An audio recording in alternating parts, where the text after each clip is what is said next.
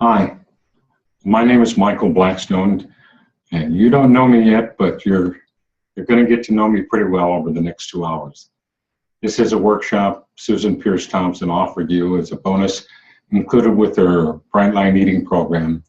I'm glad you're here and welcome to the workshop. The title of this 2-hour workshop is Beating the 2 a.m. Syndrome, Understanding and Taking Charge of the Dynamics of Food Temptations. And as the title tells it, it's going to be all about dealing effectively with food temptations and cravings. I'm your guide for this workshop. And if you're anywhere above a 5 on the susceptibility scale, you're going to be up against cravings on your Bright Line Eating program. I'm going to help you with that. But way more than that, I'm going to teach you how to shift your identity. I mean, really, how to make a quantum shift, a breakthrough, a transformation in just 30 minutes, really, toward becoming your most authentic self, who you really truly are in terms of your potential. Now, why can I say that? 3 reasons. I can say that, first of all, because you're here and I trust your determination, the same determination you showed in signing up for this Bright Line Eating program just a few short weeks ago. And now you have a few weeks of the program under your belt. You may be pleased with your progress so far. You may be a little discouraged. You may even have some second thoughts about yourself. Can I really do this program? Yes, you can. It's the best that's out there. And the timing of this workshop is perfect for you, right here, right now. I believe in you that if you can get a boost around food temptations, you'll be truly more unstoppable. And you're going to create that boost for yourself. I'm going to show you the starting point and the steps for precisely how to go about it during this workshop. And as you grow that boost, you add to your personal confidence and courage, and you grow your unstoppability and much, much more. And I can say that second of all because I know the spectacular nature of the information I'm about to share with you. There's some neuroscience here, information you've never seen, heard, or read about before. Information about your own psyche that will shock and awe you, that will make you think about yourself in a way you've never before imagined. And it will open up dramatic new insights of self-discovery that just weren't possible before. It'll inspire you. And I can say that third of all because I know the process I'm going to teach you. That 30-minute one that I was talking about is going to give you an experience like you have rarely had in your life. A profound experience of tapping into an inner gold mine, discovering wonderful aspects of your inner self you had no idea about, that you had no clue were here within you. I call that transformative experience, a personal reconciliation and reunion. Now, I know you should be thinking, this guy's making some pretty bold claims. You're right, I am. And if what I'm claiming is true, how did I discover it would be a fair question, wouldn't it? I'm going to fully cover all of it during the precious time that I have with you. Thank you for being here. This workshop is divided into 3 segments. Now, my introduction here is the first segment. And in the main workshop that follows, I was recorded live with about 150 participants on November 11th, this past year, 2015. And in the third segment, I'll return again to cover some final details and concluding instructions for you. Now, regarding the main workshop, I'd like to acknowledge that the screen resolution of all the video of me is very blurry. On the day that we recorded in the beginning, we were so plagued with technical difficulties that we were 30 minutes late getting the workshop started. And we were able to fix almost every glitch except for the blurriness. Now, despite that, 150 determined souls stuck with us to the end. And while I am blurry, the content is incredible and it's rock solid. And I ask your allowance this one time. Here are a few clarifications that I want you to be aware of before we go into the main workshop. Now, the main workshop was live, and I gave participants just 20 minutes to do the personal reconciliation and reunion process. Now, I think that timing was a little tight for most people, and working with my clients, 30 minutes is the average. So you are watching the recording, and that gives you a lot of flexibility that they didn't have in the live webinar in how you choose to digest the workshop. You can pause it, move it back, move it ahead, watch it in short 20-minute segments, any way you wish. In the main workshop, after I've given all the instructions for how to do the personal reconciliation and reunion process, I give you a signal to pause the presentation on your computer or whatever device you're using so that you can do your process. And I want you to take all the time that you need to finish your personal reconciliation and reunion fully and completely to your satisfaction. And yours could be 30 minutes, it could be 60 minutes, it could be 90 minutes. Just be thorough. And then come back to your computer and resume the workshop. Also in the main workshop, I make reference to 8 steps, saying that they will be on screen during the pause. Well, that's changed. There won't be anything on screen during the pause. And I have revised the steps, and I created a more comprehensive user guide. And you received that new user guide to a personal reconciliation and reunion. You received that as soon as you registered for this workshop. And if you followed my encouragement, you printed it out, you studied it, and you may have already done your first personal reconciliation and reunion process. And if you have, that'd be great, that would be ideal. But whether you do the process for the first time while you watch the workshop here, or it's for the second time, just follow the steps in your copy of the user guide.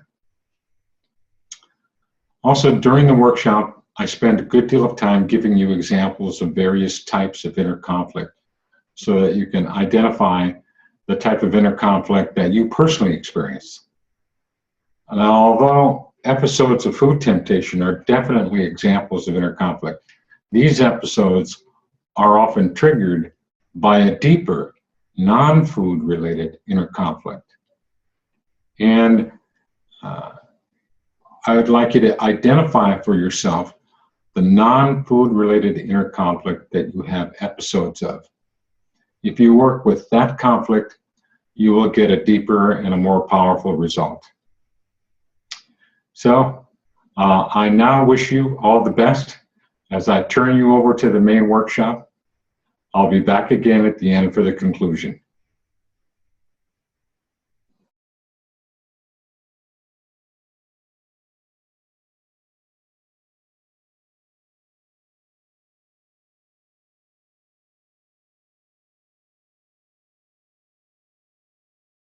So welcome everyone to this webinar. I'm going to just check, see how many.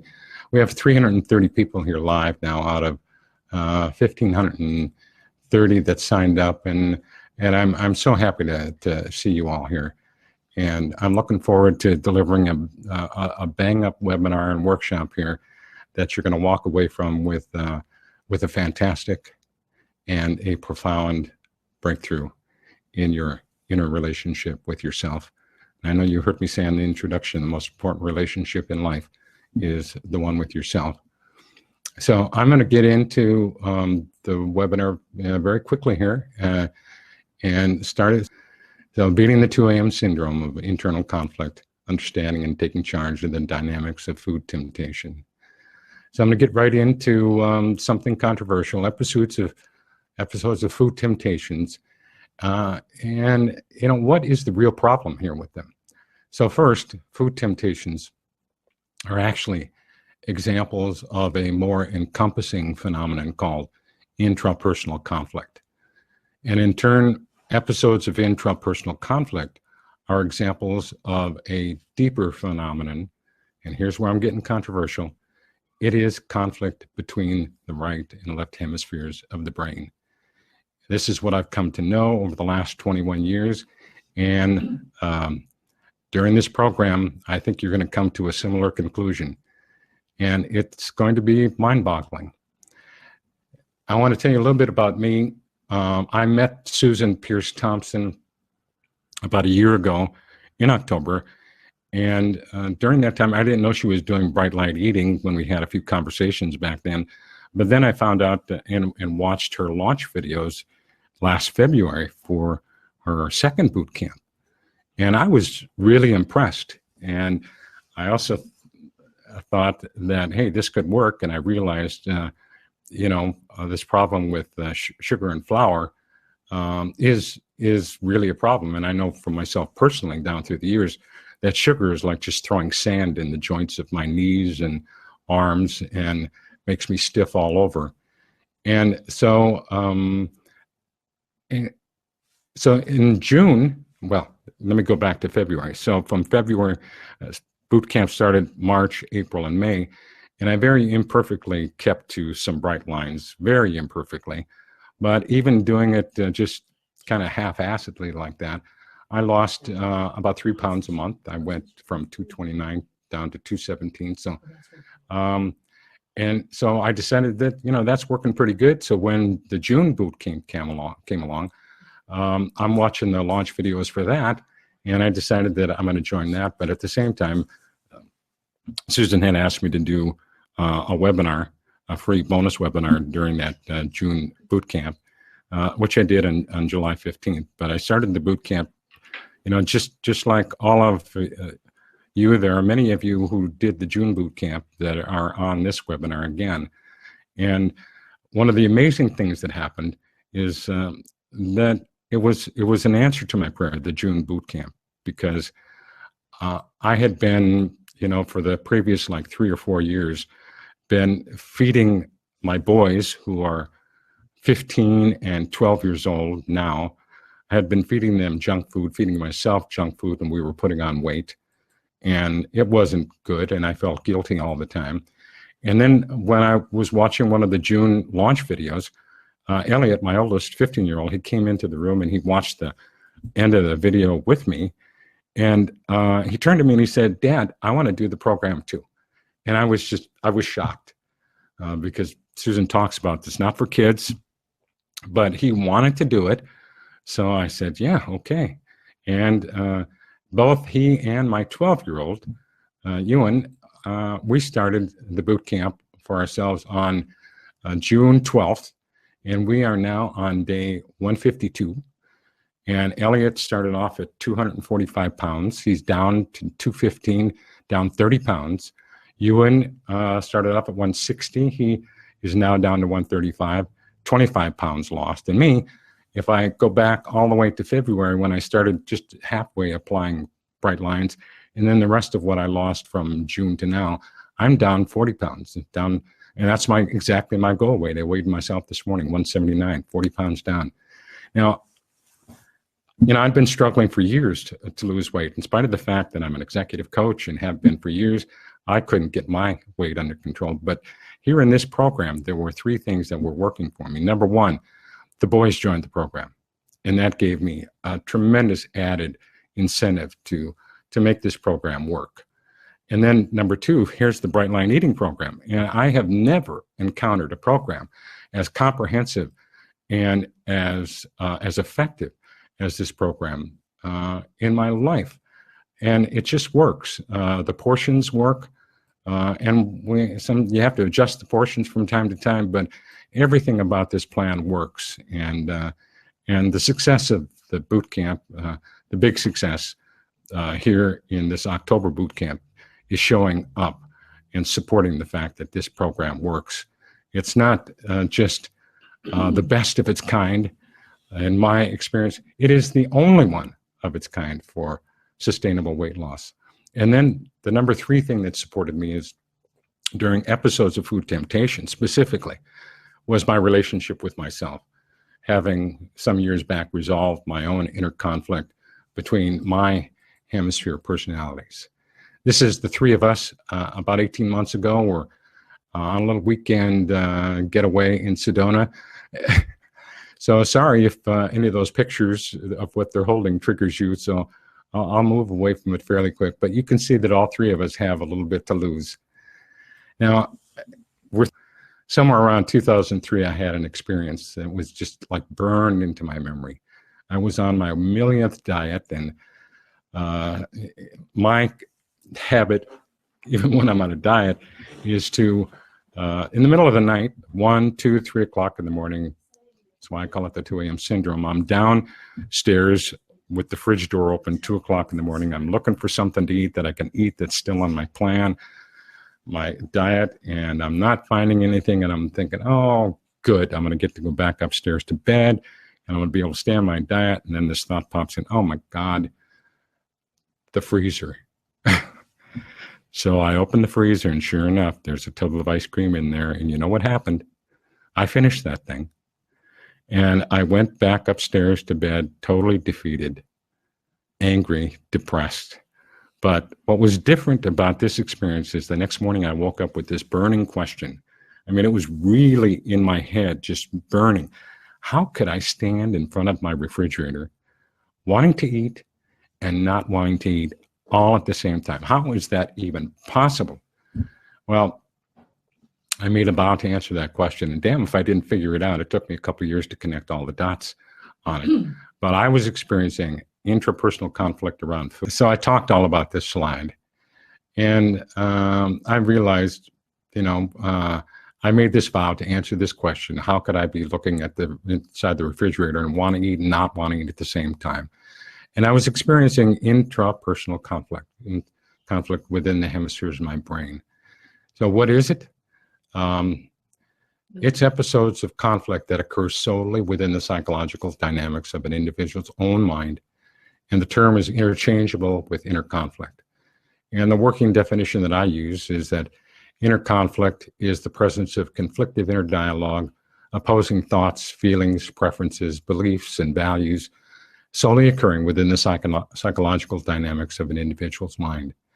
And it reaches the level of problematic inner conflict when an individual experiences episodes with enough frequency, duration, and distressing intensity as to strongly wish they didn't have it. So before I get to the heart of it, I'm going to do some logistics here. In my introduction video, I mentioned to you how I've been an executive coach and transformation coach for 26 years. And for the last 21 years, I've been aware of the neuroscience that's related and intimately involved in inner conflict. And over those years, 21 years, I have not been able to find out much information anywhere really about inner conflict. And I've was working with so many people that had it, that I eventually came up with a listing, and I've cataloged 5 different types of inner conflict.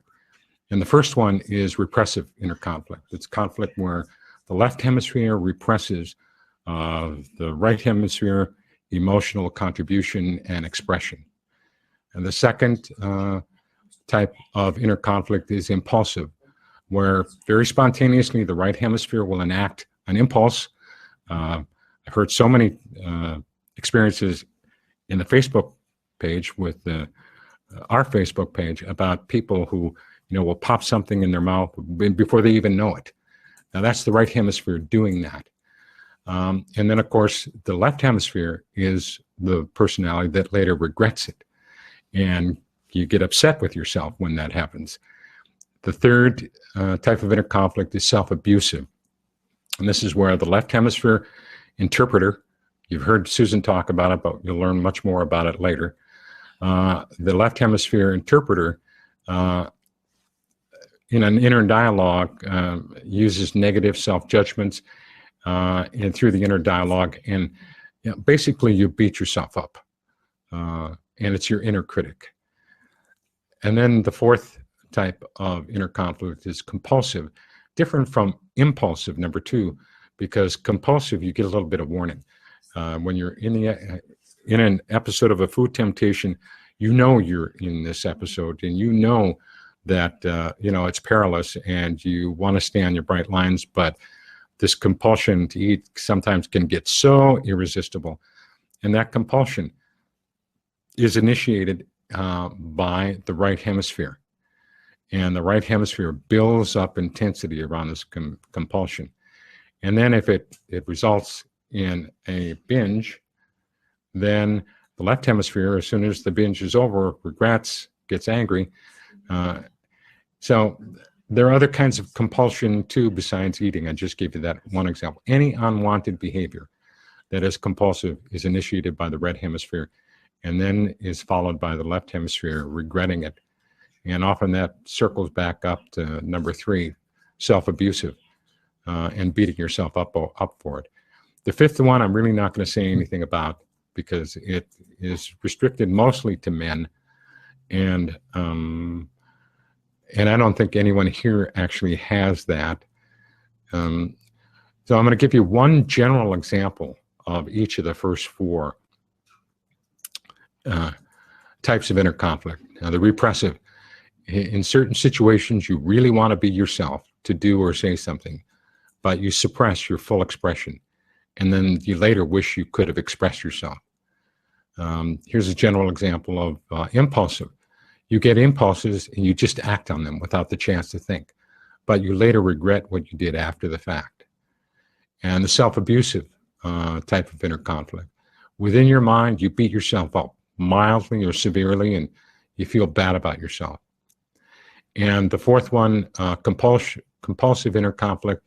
You get a compulsion to do something or not do something that you find impossible to resist, and after the fact, you feel bad about giving into it. Now I'm going to give you actually a few more examples because in just a couple of minutes, I'm going to ask you all to remember a recent example of your own experience of an episode of inner conflict that you've had. And in this example that you come up with of your own inner conflict, recent, you're going to use that, the memory and the understanding of that experience as your starting point, as your takeoff point for doing the personal reconciliation later in the workshop portion. So now here's a few more examples then. 4 examples of the repressive type of inner conflict. In interactions with certain people, you are submissive, or you hold back what you're thinking or feeling out of some fear of consequences or insecurity with yourself, but wishing you could express more fully, be yourself. Second one is repressing yourself out of guilt, that it would be wrong to express your thoughts or feelings, that your thoughts and feelings are wrong. Third one is, in certain situations, you repress yourself out of some fear or insecurity. For example, in groups, at events, parties, family gatherings, business meetings, but you wish you didn't have to repress yourself in those. And the fourth example is you just generally keep a very tight rein on your full self-expression in most circumstances and displays of emotion, but wishing you could feel a lot freer to express yourself in a lot more different contexts. Now, some examples of the impulsive type of inner conflict. Blurting out some expression and immediately or later feeling regret from embarrassment or guilt, or being exposed to judgment or ridicule, or spontaneously eating without thinking and then regretting it, like we talked about, or impulse buying without thinking and later regretting it. And then also, fourth one is expressing like flashpoint anger or irritation and later regretting that you expressed that. Now, here's some examples of the self-abusive. Internal dialogue that derides and ridicules or belittles yourself. For example, could be, how could you do that? That was so stupid. What were you thinking? That was dumb. You showed your true colors. Or internal dialogue calling oneself derogatory names. For example, you idiot. You're so stupid. I'm so stupid. You're weak. You're worthless. You're spineless. You're a coward. And then a fourth would be engaging in longer inner monologues of self-criticism. For example, you are worthless. Everybody always said so. That you'd never amount to anything, and on and on. And such internal name-calling and these longer monologues can be in the first-person pronoun, where you're saying to yourself, you are, you are, you are, or it can, no, that was the second-person pronoun, where you're saying you are, or it could be in the first person, where you're saying, I am all these things. And this self-abuse often goes hand in hand with the regret that follows episodes of that, the first, second, and fourth types of inner conflict that I spoke about. The first being repressive, the second being impulsive, and the fourth being compulsive. Now, examples of the compulsive: saying yes to others' requests or demands and later regretting it, wishing one could have stood up for themselves, or irresistibly, like always putting yourself second to the perceived needs of others. Episodes of food temptations where internal argument goes on back and forth before giving into the urge and then regretting it as a failure. Going to excessive effort to be perfect, like compulsively perfect, but not liking that you feel you have to do that. Exerting excessive efforts to please others, saying what you think they want to hear, and then you're not liking yourself for doing that. Or working long hours to avoid failure and then not liking having to do that. So with these examples of inner conflict fresh in your mind, I want you to think of a recent episode of inner conflict. Think of a recent episode of inner conflict that you personally experienced. Now, it doesn't have to be so recent, but something memorable.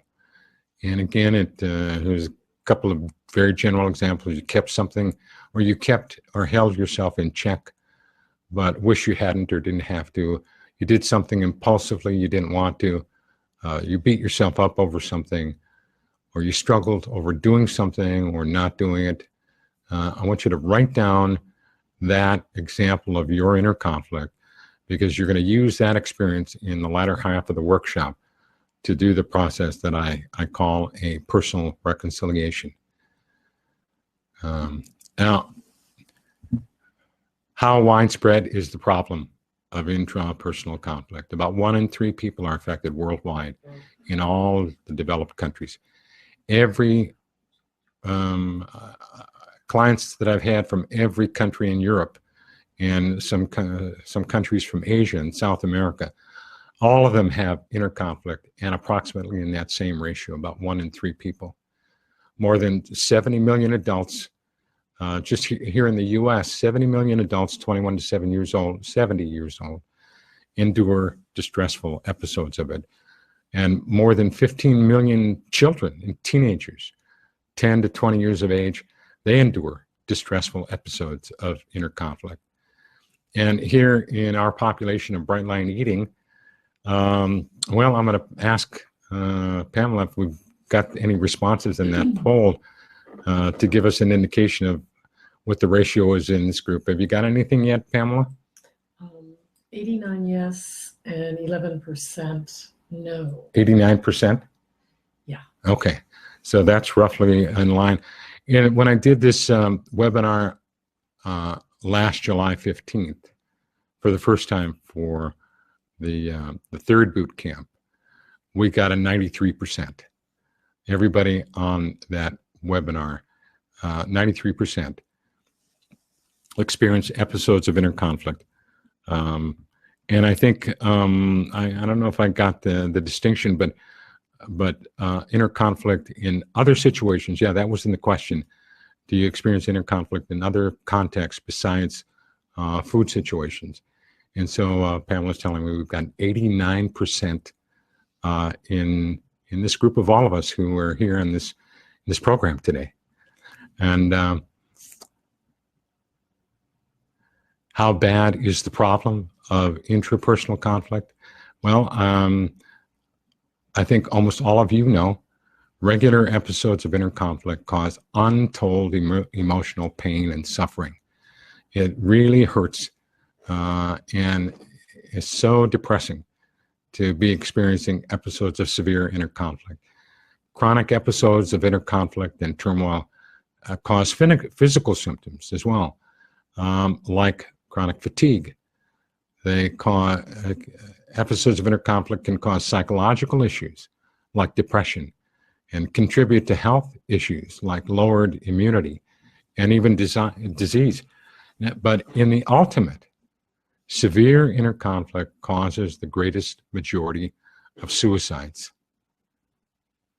And the most sinister aspect of inner conflict is that it flies under the radar of detection. The vast majority of people suffering with it don't know that they have it. Like when I ask, I can't ask a client, I've tried any number of times to just ask them directly, are you experiencing inner conflict? And they'll come back to me and they'll say, what do you mean? And then they'll ask me, well, give me an example. And I have to explain it to them. They don't know just automatically. They don't know that they've got it. And once that I explain it to them, then they go, yes, I've got that 1 out of 3. And then they understand what I'm talking about. So it's sinister because it's a malady for which there is no diagnosis. And there's virtually no useful information available about it. It's like a black hole. If you Google inner conflict, intrapersonal conflict, you won't find much of anything of value. A little bit you'll find. But if you've got a pain in your stomach or a pain in your head or an ache in your arm, you can log on, you can Google that and you'll come up with health.com has plenty of answers. Drugs.com, webmd.com has plenty of answers for other types of maladies that we experience, but not for inner conflict. It's an unknown malady for which there is really no widely known remedy. The best we have actually are just sinister hints of inner conflict in our literature and in our collective psyche. Now, some examples are like you've heard the expressions Dr. Jekyll and Mr. Hyde, my evil twin, my demons, inner critic, inner voices, inner saboteur, alter ego, the shadow, the dark side. Even Freud's negative view of the unconscious tells us that there's a part of us we need to be afraid of. Some people say the sins of the father and the furies. Furies are 3 entities from Greek and Roman mythology that if a man does bad, these furies will descend and make that man go mad. All of these hints camouflage and distort the truth that there is a heroine and a hero actually within each of us, and she's waiting to come out. So what is the solution? Well, first, there is no complete cure for inner conflict and struggle. In fact, inner conflict, when it's intermittent and less severe, leads to personal growth and self-discovery and has led to some of the greatest advances and inventions in our history. But there is a breakthrough remedy to the severe and needless forms of inner conflict. A breakthrough in the sense that there is a remedy to resolve the core of the problem. And the core of the problem is conflict between the right and left hemispheres of the brain. So for this workshop, I'm going to take you on a fascinating journey into the deeper aspects of consciousness in the brain, your brain and mine. I'll present you with a radically new model for understanding inner conflict and the dynamics of episodes of food temptations. I'll introduce you to how to discover yourself by learning as you go through structured daydreams, and how to use a structured daydream, a personal reconciliation, to create deep levels of inner peace, resilience, and an inner relationship with yourself you will absolutely love. And you will experience that the truth that the most important relationship in life is the one with yourself. Now, by the end of this workshop, you will have met Roger Sperry, a 1981 Nobel Prize winner for his work with split brain subjects. I'll say more about that later. In the 1960s and 70s, to Michael Gazzaniga, a neuroscientist and a colleague of Sperry's. He was the discoverer of the interpreter that we've heard about in quite some detail from Susan Pierce Thompson. He was the discoverer of the interpreter function in the left hemisphere. And he is now called the father of modern cognitive neuroscience. And to Ian McGilchrist, he's a noted UK neuro researcher and psychiatrist. He's an author of the book, The Master and His Emissary. And I'll introduce you to Jill Bolte Taylor, whom I suspect many of you already know from her book, My Stroke of Insight, which details her story of experiencing a devastating stroke in her left hemisphere years ago. And you are going to understand the basics of split brain science and its profound implications for a radical new understanding of the human mind and an understanding of inner conflict, and more importantly, how to resolve it. And you're going to get to know your sister, your right hemisphere personality, and accomplish your first personal reconciliation process, blending into your thinking and your behaviors the best aspects of both of your brain hemispheres, personalities, the left and the right, and get on the wondrous road to flawless confidence in yourself. And one of the best first steps is what we're going to do, a personal reconciliation. And we'll do that pretty soon now. Now, I just want to tell you a little bit about me. I don't think you need to know a bunch about me. You know, I've had my issues back in the 82 to 87. I wound up going through a 5-year period of some bad stuff happening. Went through a horrific divorce, filed bankruptcy, was involved in kind of a public controversy that was very publicly humiliating. And back in those years, I did not think very much of myself, did not like myself. And I made a vow that I would figure out what made me tick and that I would fix myself. And that in the process, I would somehow, someday help others as well. Well, I was in the middle back in the early 80s, in the midst and throes of deep inner conflict myself that I had no clue about way back then. But in June of 1988, I moved to Arizona to begin a new life here. I got certified as an NLP trainer. I'm not going to explain NLP if you don't know, and I apologize for that. Sometimes it takes too long to explain, so you can Google it and find out. Certified as that, and I began doing self-growth seminars in September of 88. And then in 89, I got recruited into doing corporate seminars, and I went on the road for years.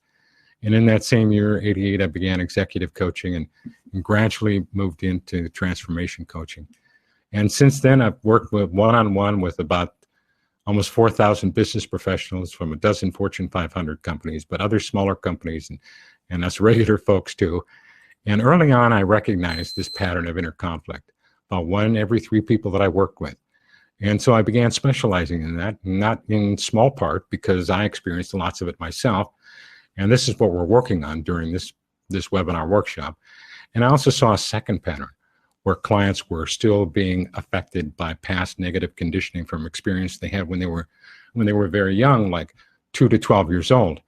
And working with that, neutralizing past negative conditioning was actually my first specialty ahead of resolving inner conflict. And that was because everybody I worked with had residual effects from past negative conditioning, everyone with no exceptions. So I specialized in those 2 areas, and when clients got relief in either or both areas, they were breakthroughs.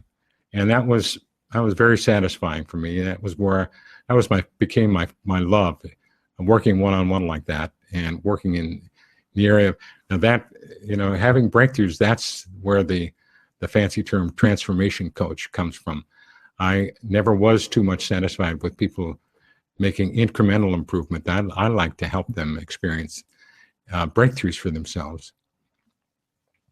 So in 1994, I was 5 years into my executive coaching career, and I ran into, in a book, Roger Sperry and the subject of the split brain. I was leafing through a college textbook, like first year college psychology. And there was a chapter about Roger Sperry and his split brain work.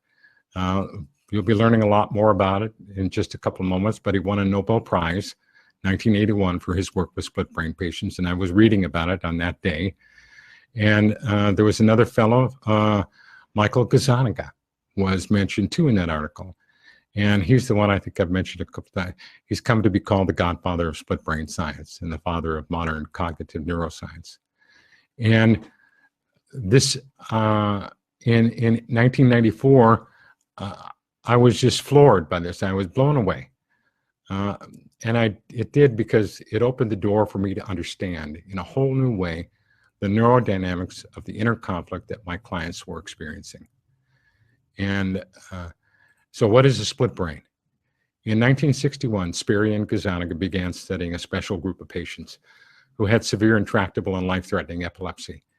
And as a last resort for treating their epilepsy, they underwent surgery, severing the wiring bundle that connects their two half-brains together. It's called the corpus callosum.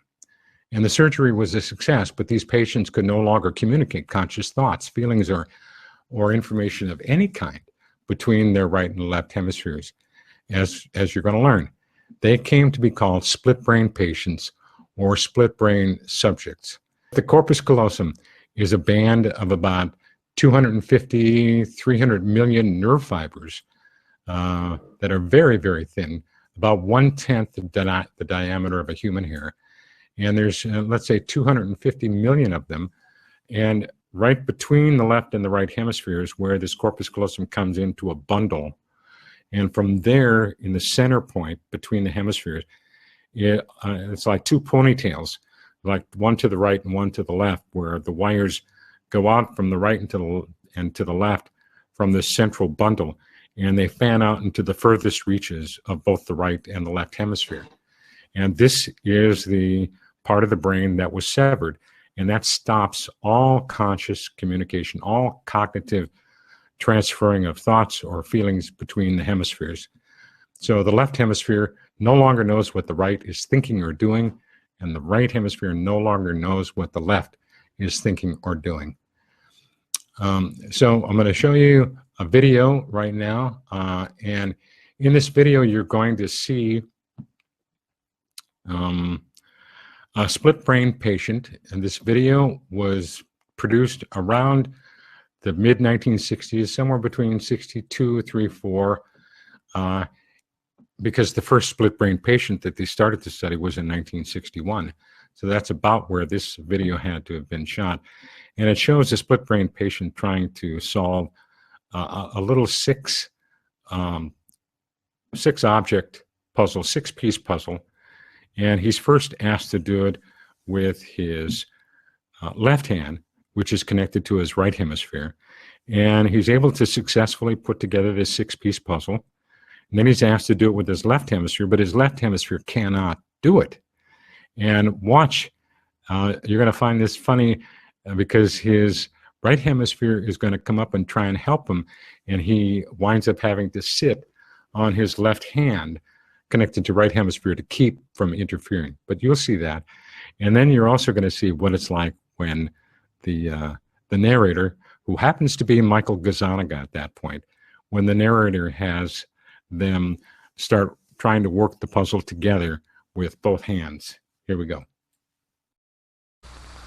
If speech originates in the left half of the brain, are there any functions special to the other half? Here, a split brain subject provides the answer. As he tries to copy this pattern with blocks, we discover his ability is confined to his right half brain. Now let's remember that the left hand is governed from the right hemisphere, and you will see that he has absolutely no problem in solving the problem. When the patient tries to solve the problem with his right hand, which is governed from the left hemisphere, we find that he is not capable of doing it. Namely, that the right hand, which is governed from the left hemisphere, is intrinsically incapable of performing this kind of visual constructional tasks.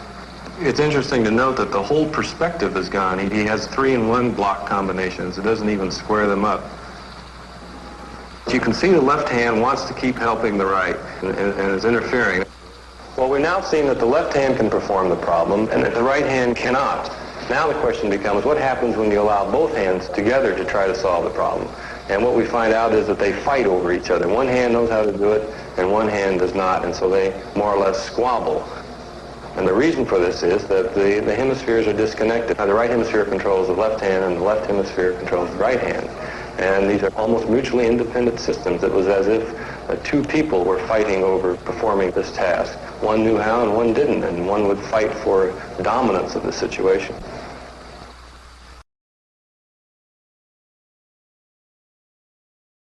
Some of the videos were just great to watch again, because there are subtle nuances in some of these videos that you don't catch the first, second, third, even fourth time that you're watching them.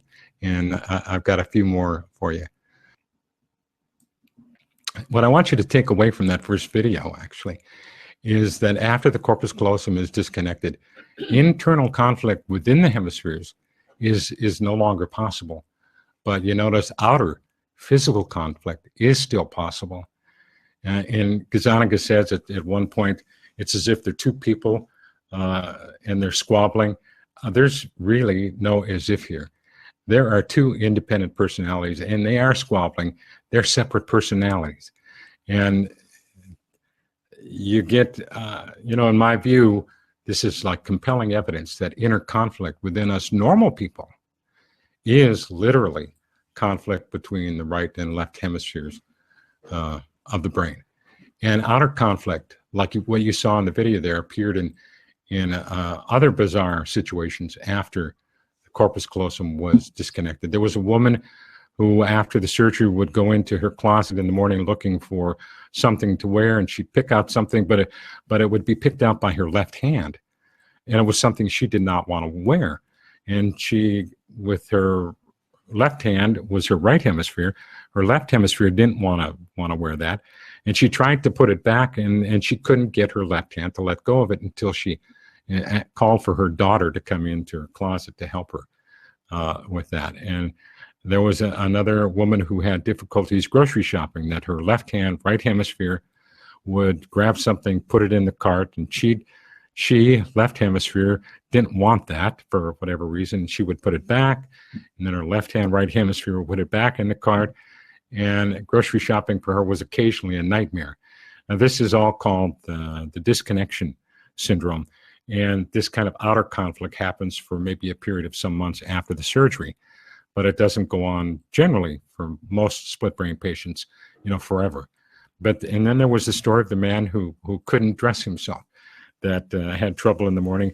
As fast as his right hand, left hemisphere would button up his shirt, his left hand, right hemisphere would come along again and unbutton the shirt.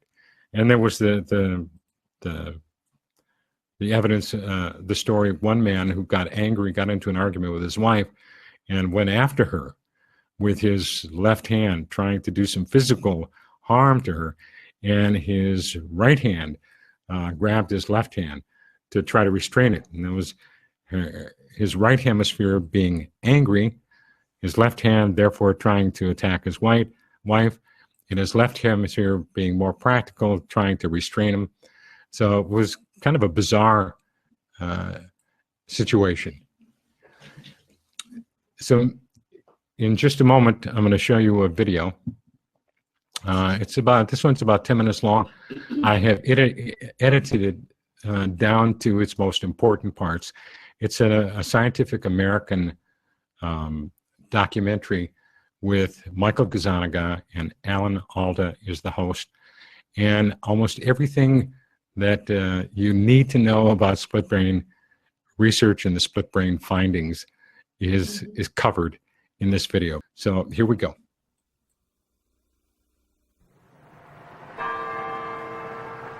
We began our journey into the human brain here on the campus of Dartmouth College in New Hampshire. I'd come to meet one of the world's leading brain scientists, Mike Gazzaniga, and a man he's worked with for over a decade. A man with two brains. You've been working a long time with Dr. Gazzaniga? 14 or 15 years. It doesn't seem like that long, does it? The collaboration began when Joe had surgery. And you had this procedure to correct an epileptic problem, Yes. Is that right? Trying to stop the seizures. I was having seizures like every day or so, or sometimes 2 or 3 a day. To control Joe's epileptic seizures, a surgeon severed the connection between the two halves of his brain. Cutting the corpus callosum like this prevented the spread of the electric storms that caused his seizures. But it also prevented the left and right halves of his brain from communicating with each other. In the years since the operation, Joe's epilepsy has been under control. He now earns a living at an egg farm And in his everyday life, he's largely unaffected by the fact that his left and his right brains work independently. Do you feel any different when you think about something than you did any differently from the way you felt before the procedure? It's just got a backup brain, that's all. That's something everybody could use, right? I found out how true that was right away when I was asked to draw a different shape with each hand.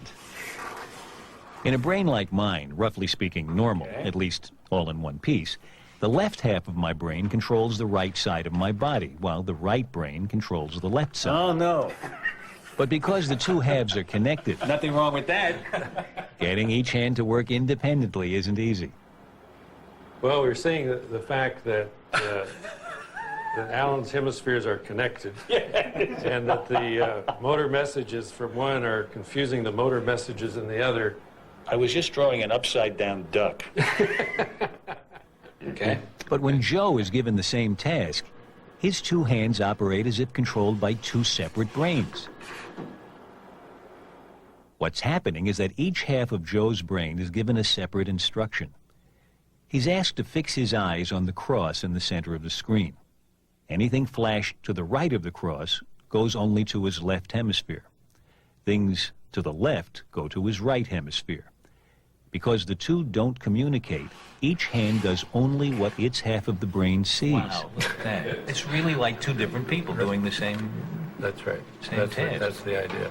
Okay, Joe, I want you to keep your hands out in front In of an you. experiment that's now a classic in brain research, Hemisphere. Mike Kazaniga over 30 years ago used a similar setup to find out if the two halves of the brain are specialized to do different things. Ship. Joe is being flashed a word only to one half of his brain. Words flashed to the right Storm. are seen only by his left brain, and Joe can report seeing those words just fine. Piano. Good. But when a word is flashed to his right brain, Didn't see that. Okay. Joe, I'm going to ask you but now watch what happens. to draw that with your left hand.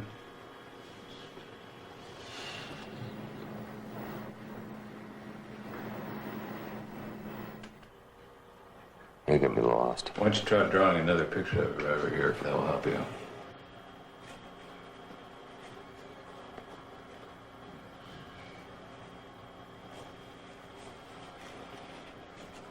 Oh, phone. Oh, okay. Durr.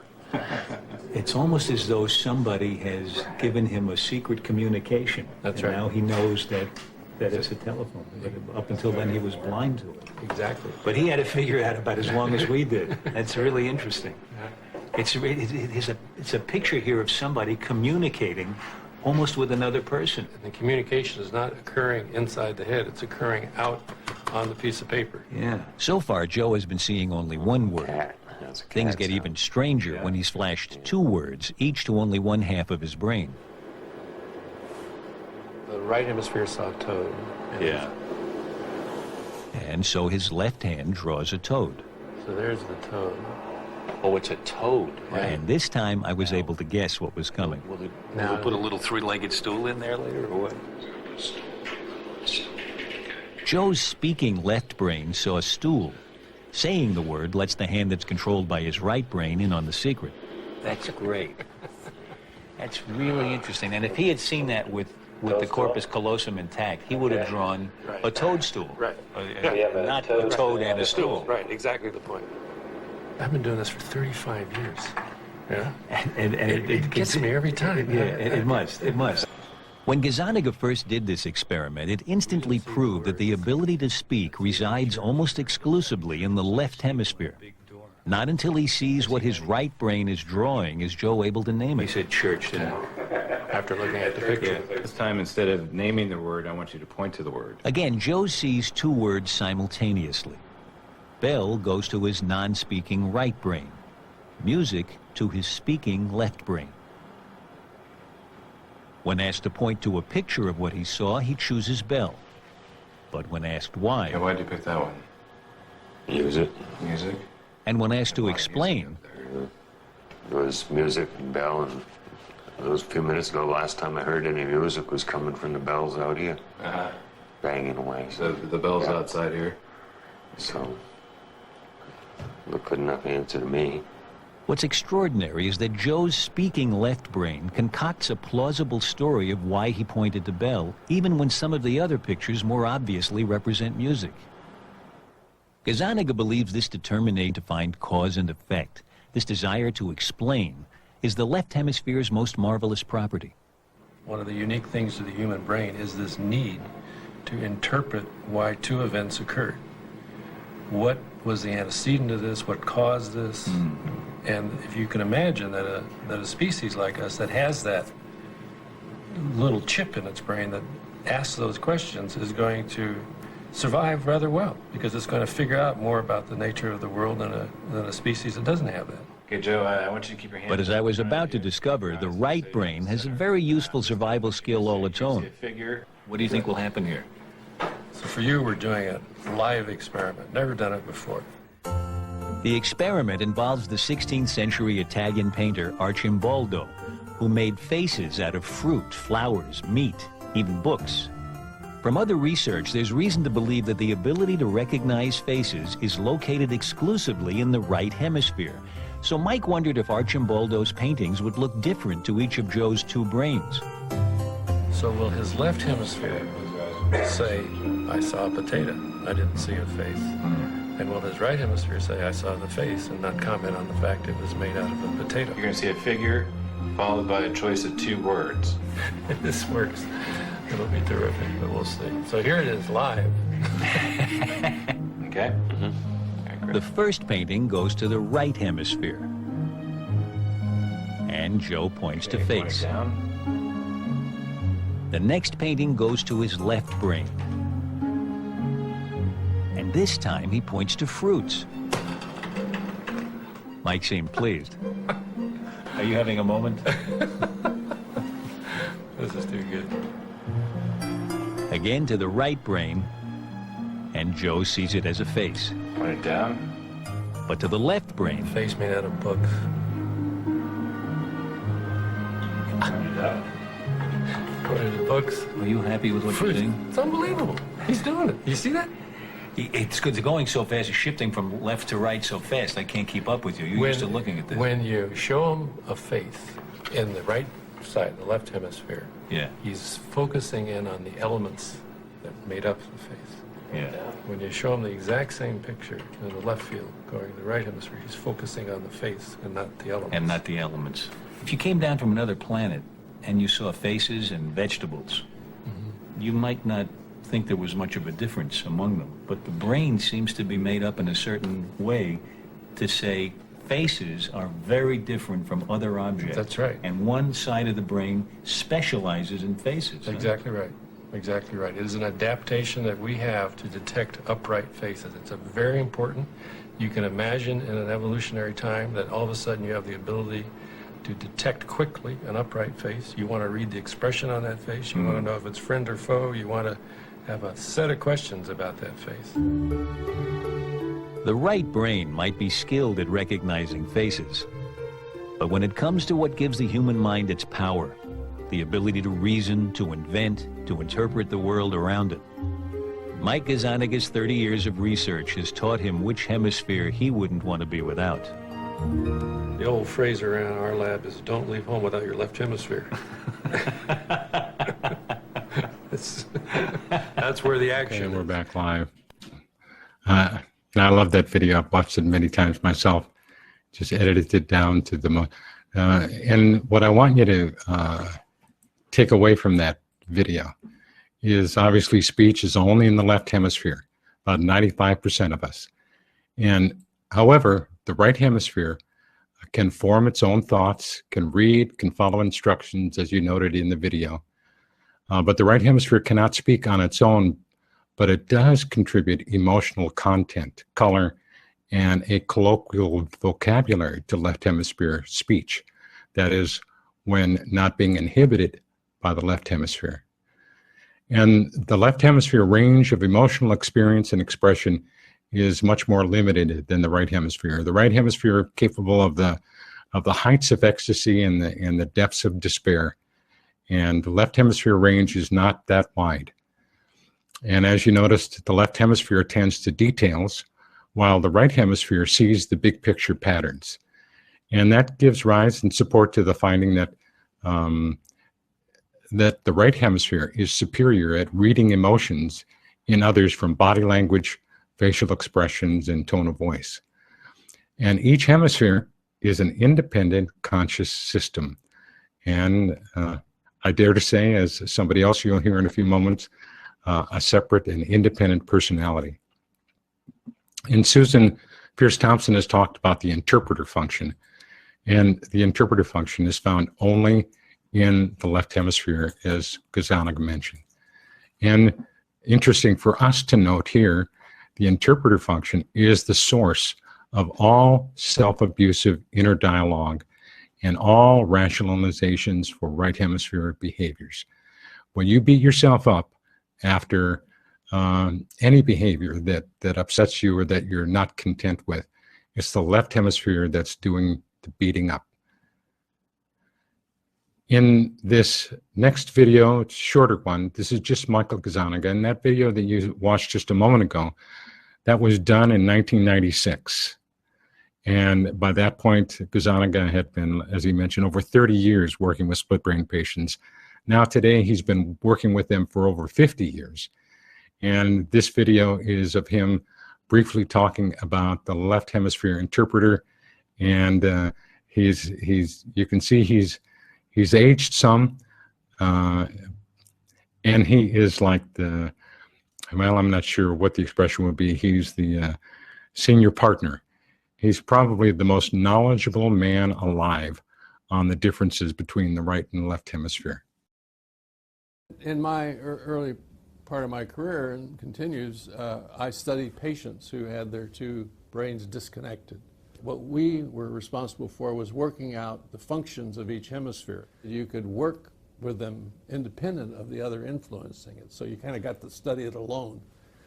And over many, many years, the basic finding is, of course, that one brain didn't know what the other one was doing in such people, that the information doesn't transfer between the brains. We found out that in the left brain, there's a special system that seems to always want to explain actions and moods that we have after they occurred. So we would put a question to the right non-speaking hemisphere, and it, in effect, would direct the left hand to do something. And so the patient would do that. And then we would simply say to the patient, well, why did you do that?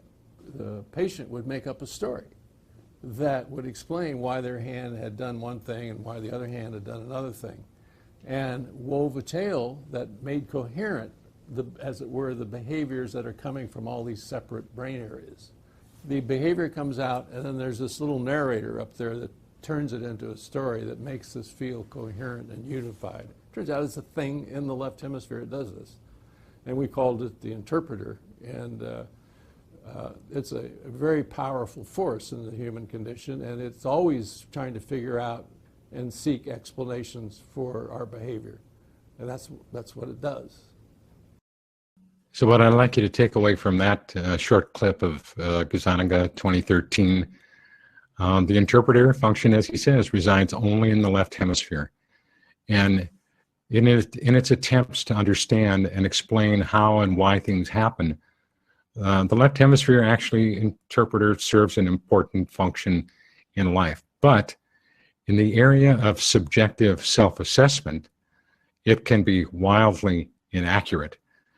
The left hemisphere will try to explain behaviors that are initiated by the right hemisphere, even if it has little knowledge of the real reason behind that behavior. For example, a right hemisphere expensive impulse purchase, the left hemisphere may interpret after the fact, well, for example, well, the kids have been talking about a 3D television, haven't they? They've been good, they deserve one. But that behavior of actually doing the impulse buy is initiated by the right hemisphere. Or, as we know a little bit about, the right hemisphere impulse behavior in tasting while we're cooking something, tasting while we don't even know it. And the left hemisphere may interpret after the fact, well, the cook is especially entitled, right? So Michael Gazzaniga is one of my heroes, along with Roger Sperry. He's had a distinguished 50-plus year career as a neuroscientist. He's written over a dozen books, but his latest is his best, and it's entitled Tales from Both Sides of the Brain, A Life in Neuroscience. It came out in February 2015, and I was on the list, on the pre-order list for Amazon. I couldn't wait to get that book, and so I got it back in February. It's his memoirs of his work in science and studying split brain patients. And if you like and find these last two videos fascinating, you're going to love that book. And that's Tales from Both Sides of the Brain, Michael Gazzaniga, 2015. So in this next video, and this one is only 45 seconds long, it is also about the interpreter. And in this humorous, and it's an amazing silent clip. There's no sound to it. A split brain patient is shown a picture of a nude, and you're going to see it being flashed over on the left screen. And once the video starts, and that picture of the nude is only seen by her right non-speaking hemisphere. And she's asked, "What did you see?" And you'll see her shake her head to the left and right, and you'll see her say, "Nothing." All the while, her right hemisphere is smiling and chuckling sheepishly, and her left hemisphere doesn't have a clue why. And then she's asked, "Why are you smiling?" And her response, again, this is from the left hemisphere interpreter. She says, "Well, Mr. Sperry, you have a very funny machine here." And her left hemisphere completely made it up, but basically thought it was true.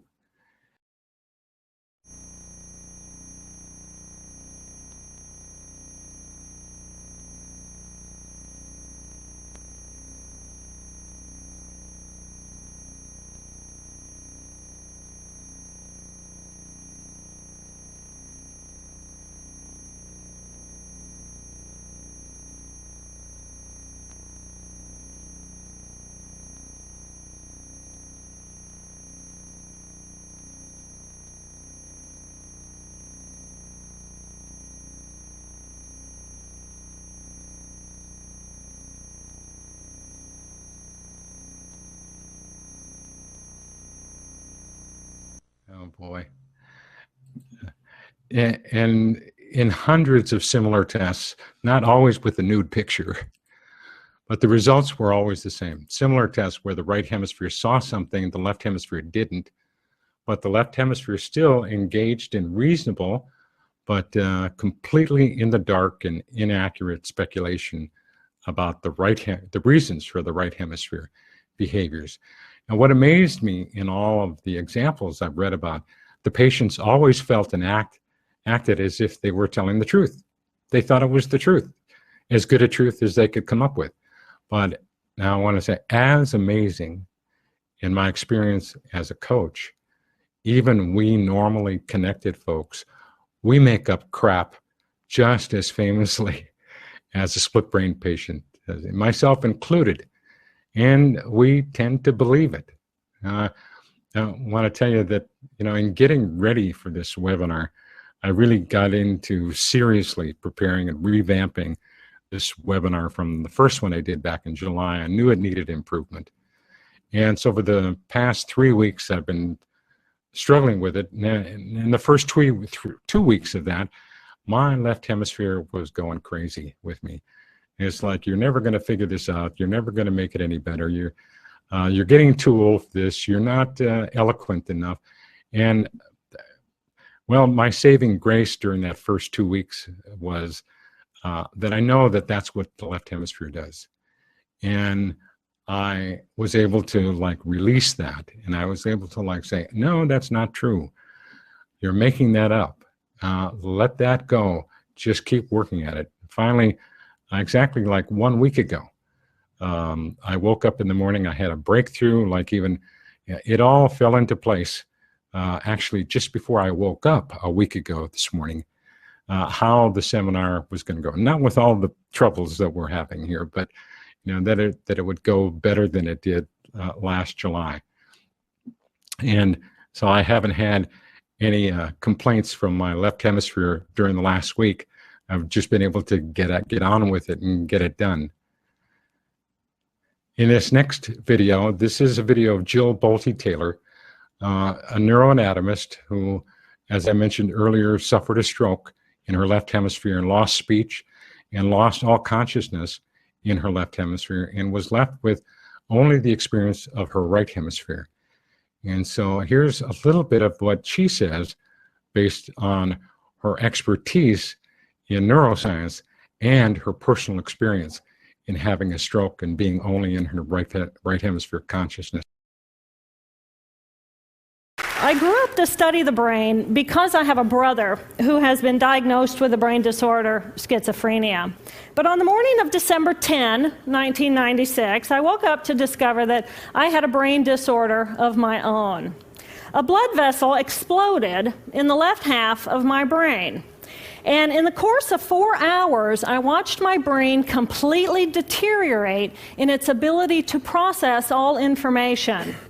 If you've ever seen a human brain, it's obvious that the two hemispheres are completely separate from one another.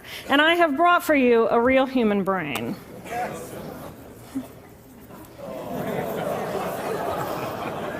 Thank you. So this is a real human brain. This is the front of the brain, the back of the brain with the spinal cord hanging down.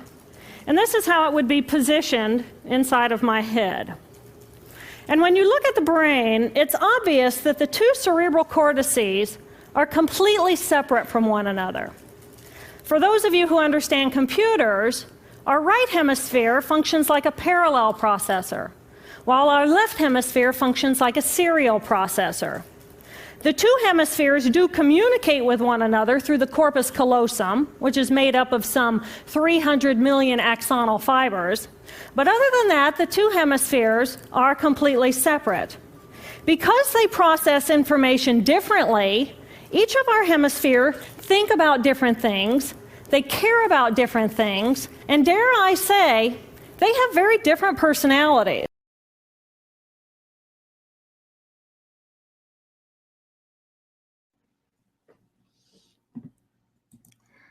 And what I'd like you to take away from what she said, the cerebral hemispheres, they're anatomically completely separate from each other, connected only by that 300 million fibers of the corpus callosum. And just to summarize, each brain hemisphere processes information differently. And that leads to each hemisphere thinking about different things, caring about different things, and having very different personalities. So as a scientist, she brings a very special as well as an authoritative perspective on her experience. And I recommend highly her book, My Stroke of Insight. In this next video, this is, you've already met Joe in that special with Alan Alda and Michael Gazzaniga, Joe, a split brain patient. In this 1-minute clip, he describes what his internal experience was like after having his corpus callosum severed.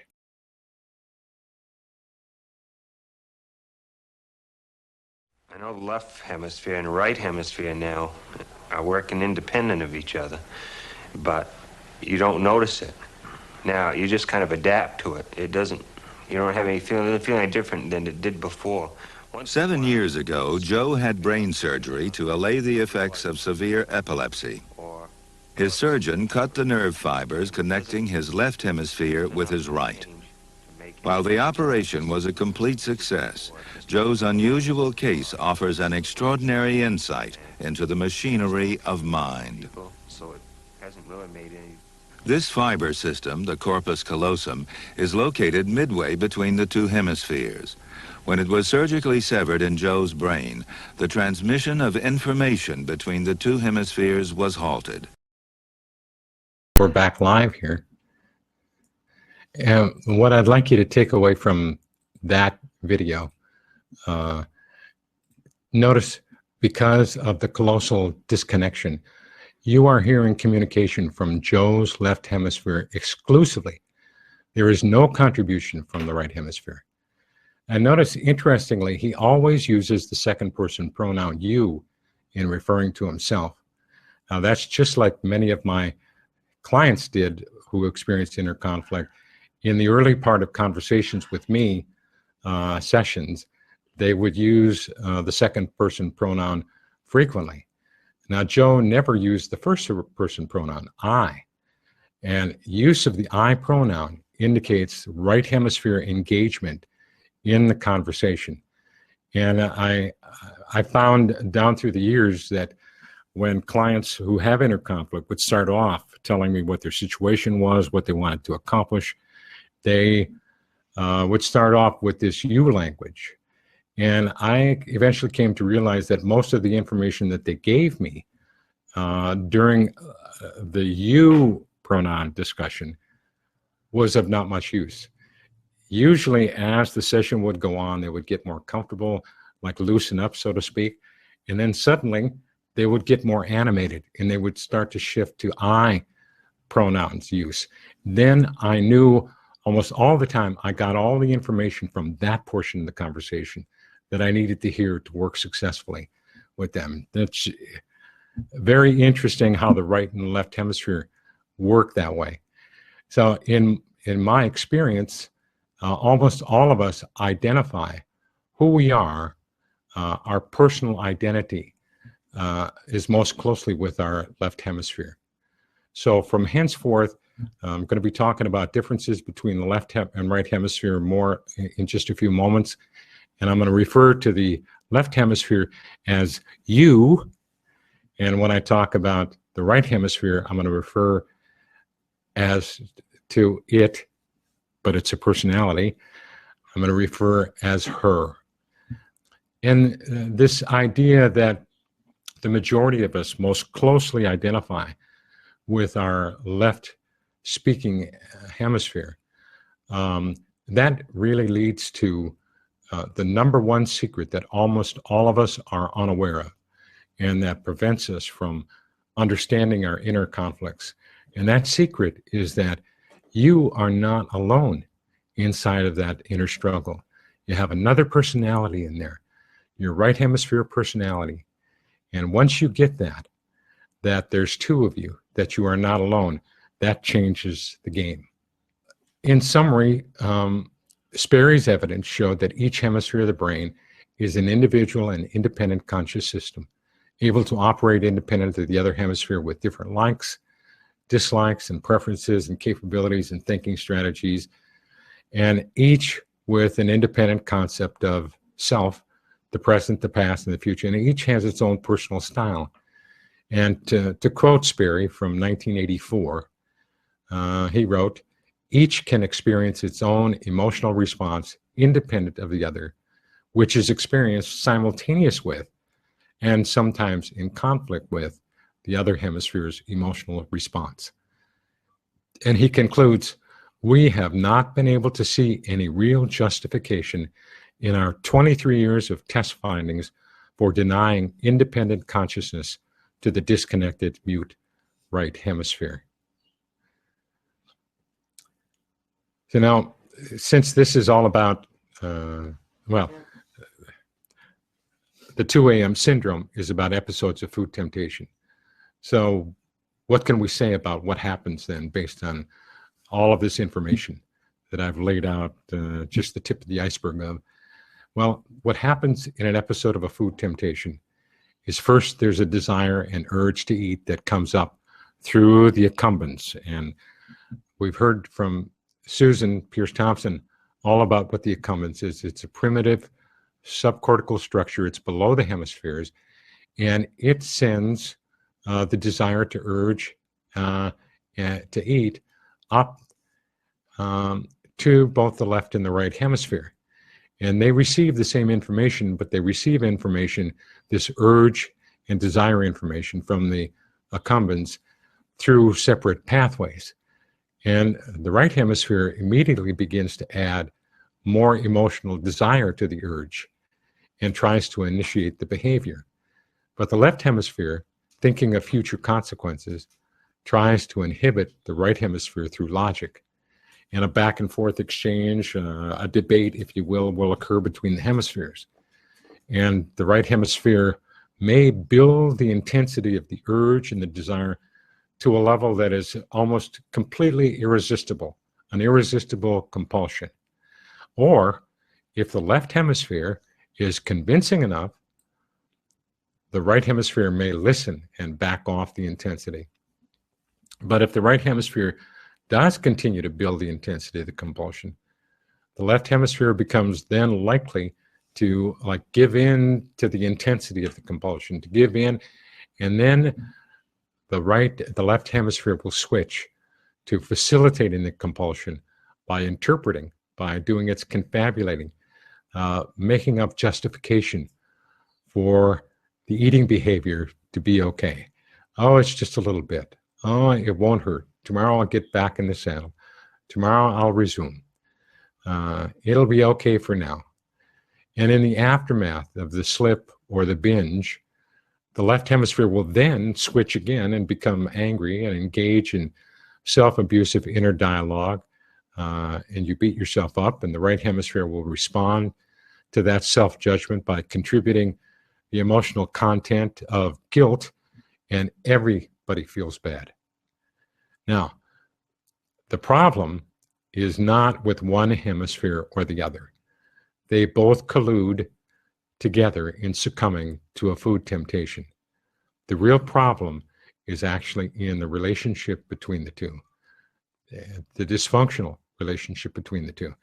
In just a few moments, I'm going to start talking more about the differences between the left and right hemisphere, so you can get to know each personality a little bit more intimately and begin to recognize who your left hemisphere is and who your right hemisphere is, who she is. And but there is a caution.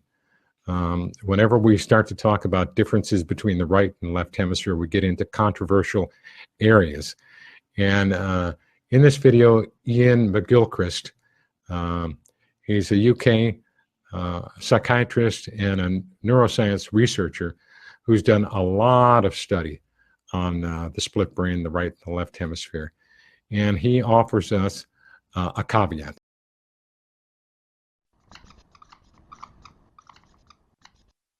The division of the brain is something neuroscientists don't like to talk about anymore.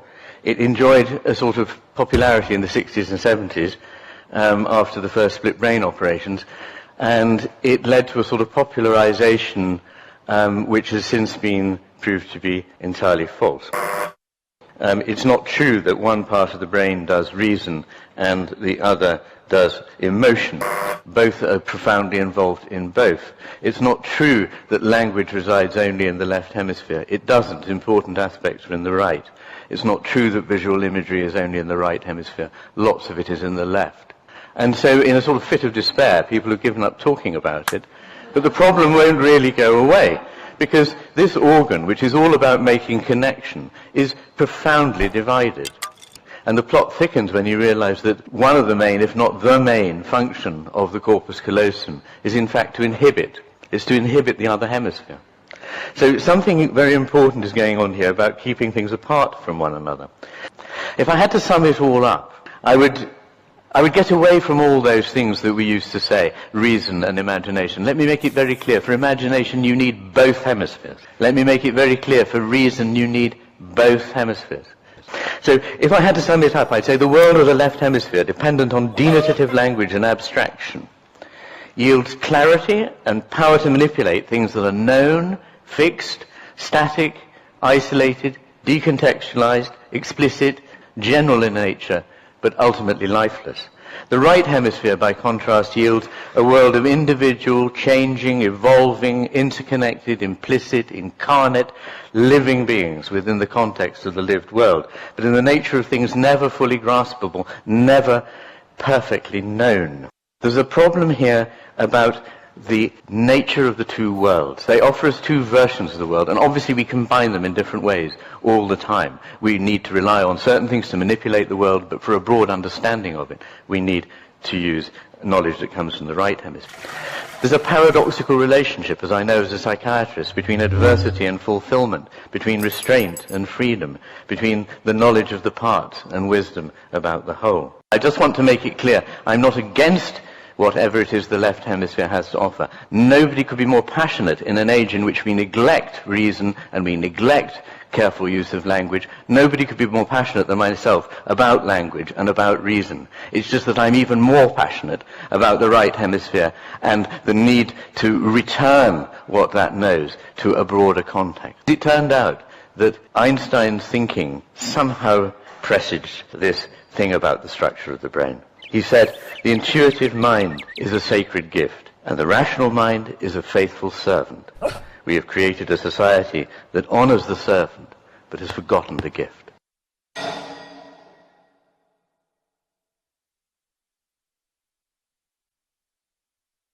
So there's lots to comment about that, but the main thing to get out of it, you can go back and watch that video again in the replay, because this guy, you know, knows what the book that he wrote, The Master and His Emissary, makes reference to over 1,700 references to study. That must include almost all the research ever done on the right and the left brain. This guy knows his stuff.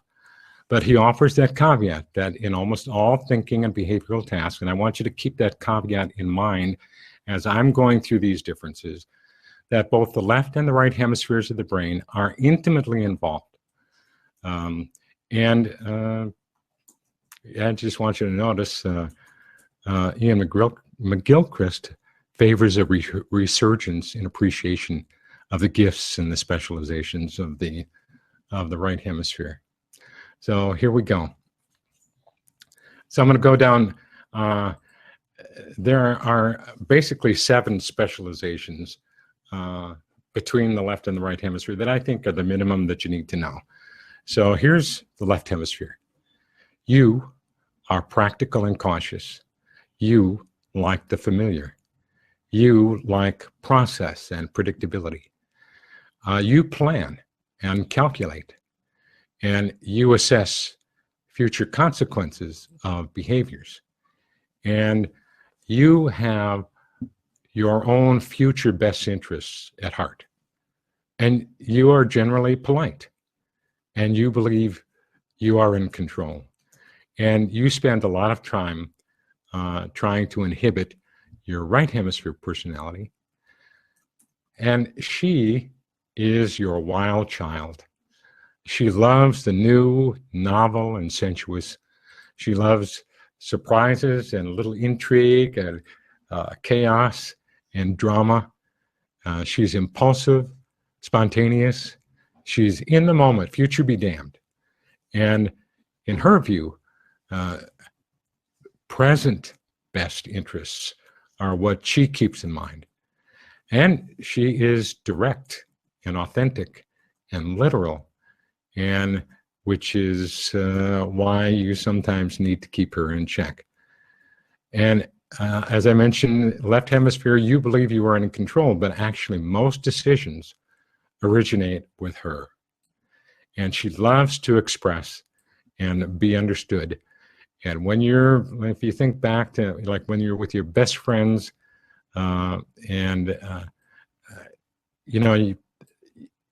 she knows you, you know her, and you're just having a great time. Your right hemisphere personality, she is right out there, just enjoying herself and expressing it and looking to be understood. Now, there are differences in how each hemisphere thinks about life purpose.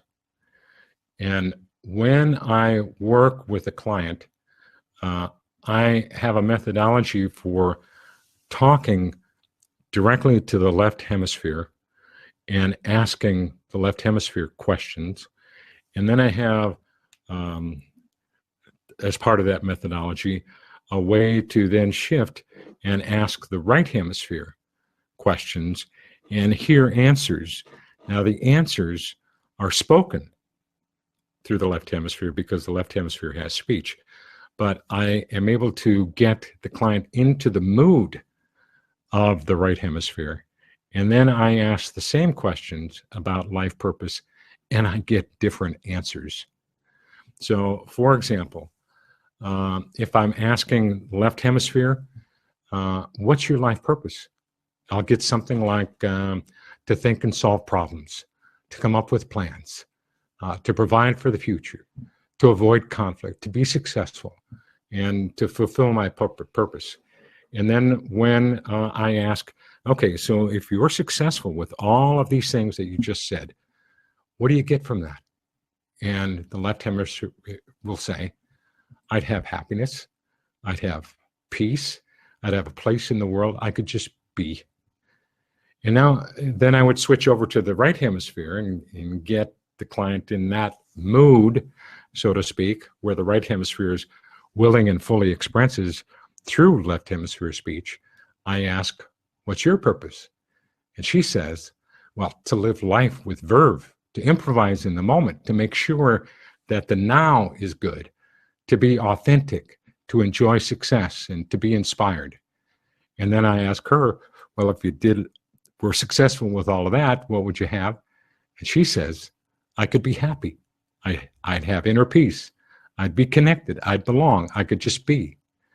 Now, I want you to notice as I was going through those, and I think you probably did, you're pretty bright, that the left hemisphere purpose sequence ended up, I'd have happiness. But everything that led up to it, think and solve problems, come up with new plans, that's very different from what I heard from the right hemisphere, where she said to live life with verve, improvise in the moment, make sure now is good. But on both hemispheres, when we got to the deepest purpose, it was nearly identical, that they could be happy, they would have peace, inner peace, a place in the world, that they could just be. Now, each hemisphere, and this comes as a real surprise to almost all of the clients that I work with, that they've been repressing the right hemisphere for so many years and experiencing inner conflict as a result of it. And they're shocked that the right hemisphere, which they have thought was their troublemaker, actually has exactly the same deeper purpose as they have. Just that each of them, she has very different strategies for getting there. Now, each hemisphere, I discovered working with clients, when they operate inside of inner conflict, each hemisphere has weak spots, has weaknesses. And on the left hemisphere side, the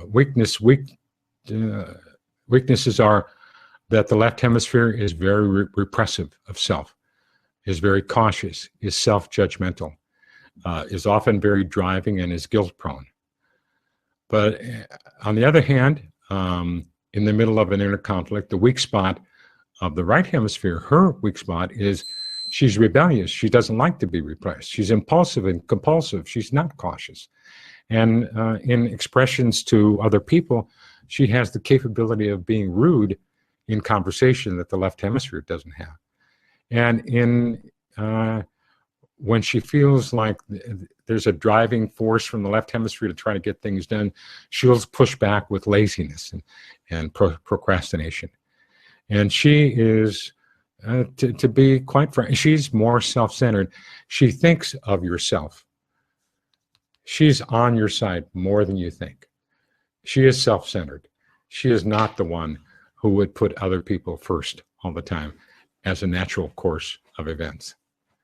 Now, these weaknesses show up inside of inner conflict. So when inner conflict is active, each hemisphere, as I mentioned, has its own behavioral strategy for handling matters inside of an episode of inner conflict. Now, one good example is what I call the yes conflict. It's mentioned in some of the examples we had earlier of inner conflict, that when someone asks you a request or a favor, and you say yes compulsively, but many times you would like to say no, but you always say yes, you're in a conflict there. And when you say yes when you would rather say no, and what happens is you, after you say yes, You berate yourself. You beat yourself up. Why couldn't I have stood up? And why don't I ever look out for myself? So saying yes is not, a very conducive strategy, but it is a left hemisphere strategy to say yes.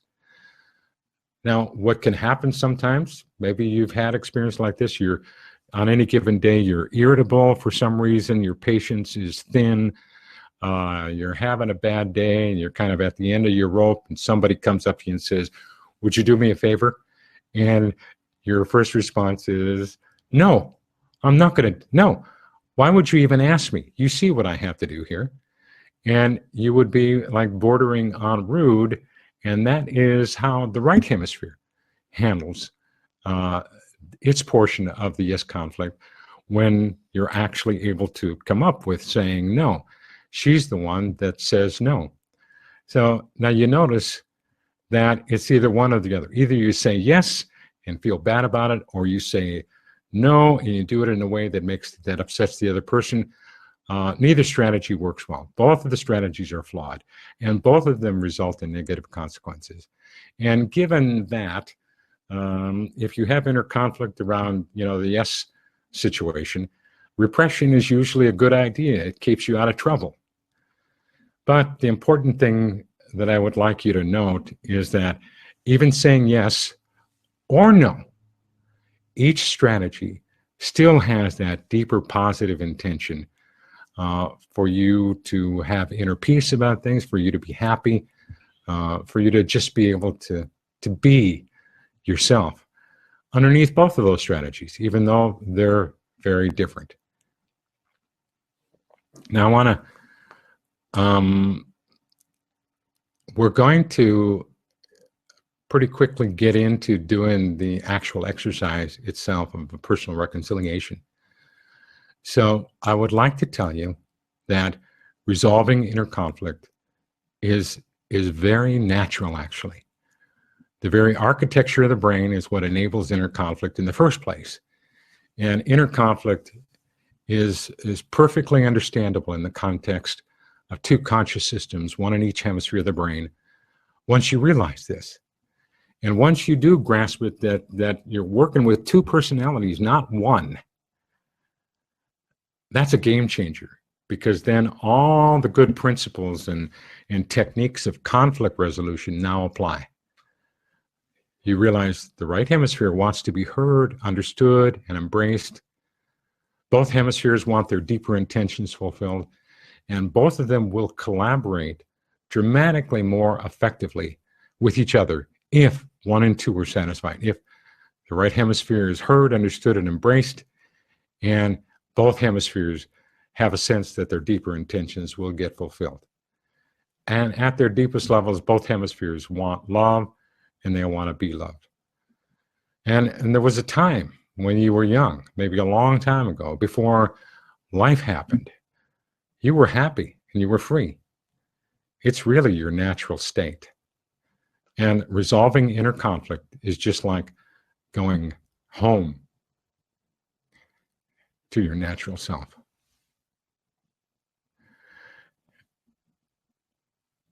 I want to tell you about once the hemispheres do join together, each of them brings special strengths. When they're together, their strengths, things that they're good at, that each are good at, can show up.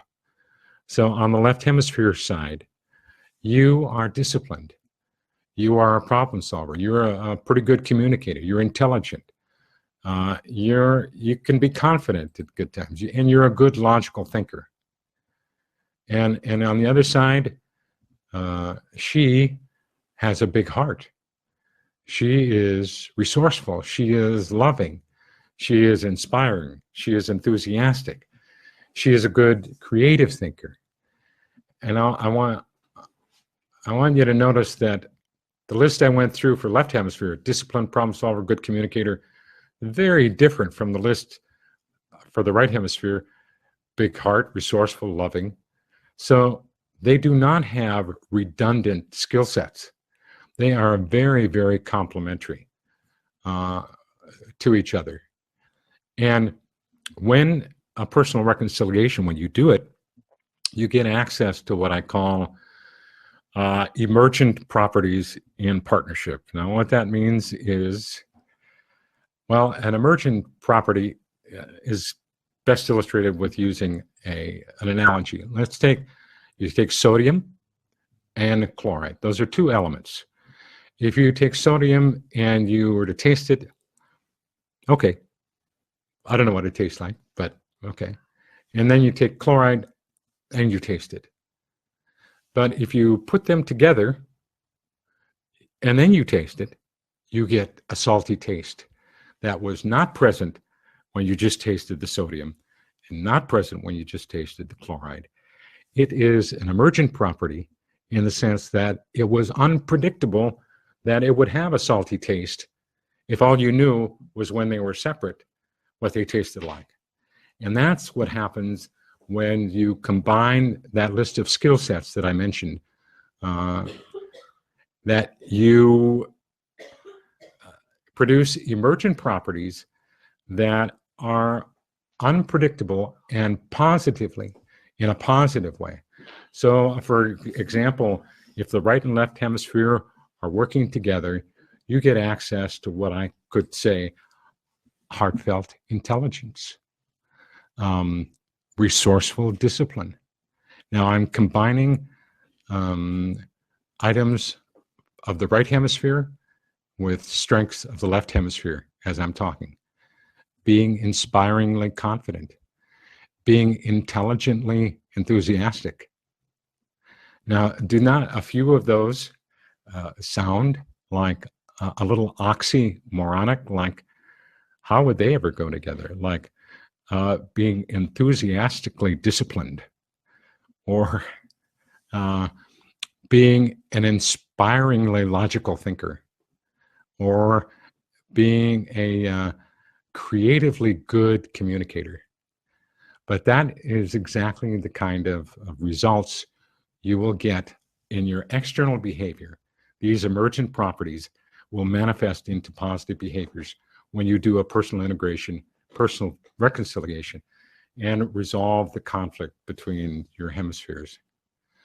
Now, a personal reconciliation is a structured daydream.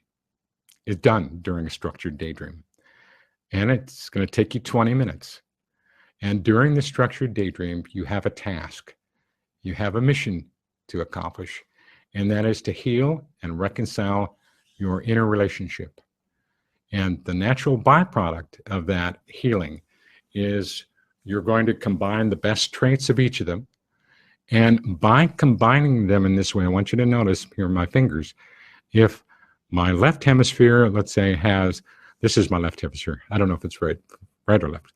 Left hemisphere has these skill sets that I mentioned, and the earlier weaknesses that I talked about represented by the gaps in between. So now over here, I've got right hemisphere, and I've got skill sets, and the gaps are the weak spots of the right hemisphere. And when you combine them in a personal reconciliation, it goes something like this. Now you notice my hands. There are no gaps. That they are so complementary to each other, their skill sets, that they fill in the gaps with each other. There's no duplication there. And you notice, by the very fact of joining them this way, they cancel out all of the weak spots. They cancel out the limitations that they have when they act alone and on their own, like when they say yes all the time, or when they say no rudely. They cancel out those limitations by their combination, and they neutralize. Now, I would like to give you a foreshadowing of what you can experience with this next video. It's an interview of Deborah, and I think Deborah is on the call right now on the webinar, but she was in the June boot camp and participated in the July 15th webinar that I did back last summer. So I'd like you to hear from her. I'm talking to her during this video clip. For this part, I want to begin this part with actually an interview with Deborah, who's one of our BLE participants, one of our sisters in the program, and she sent me several communications about how she just got right into it after the last webinar and worked out an inner reconciliation. Okay. All right, wonderful. Okay. And so first of all, thank you for coming on. I know when I first approached you with this, you weren't quite sure, but then you just got enthusiastic about it. And I wanted to bring you on, one, to have people get an experience of what kind of results they can get, that they can do it. So would you kind of go through a little step-by-step of what you did after the webinar? Okay. So I guess the first thing that I would like to say that was that I just allowed myself to just be in the moment when you were walking us through it, and I just allowed myself to be there, and whatever you were saying, I was applying it to me. And then I noticed that I just started crying, and then it was like I was apologizing to myself for not understanding. And so after the crying and the just, it's just like it was almost cleaning out. Now, this was after the webinar, right? No, it was actually happening while you were speaking. Okay. So then that's when I thought, wait a minute, who's in charge here? I thought it was my right brain apologizing, and I'm not still really sure which one was, like trying to reconcile. So then you had mentioned at the end of it that if we had any issues or questions to just send you a note. So I just sat down and just wrote it all out and sent it to you immediately because it was just so fresh. And so that was the beginning. So how about since?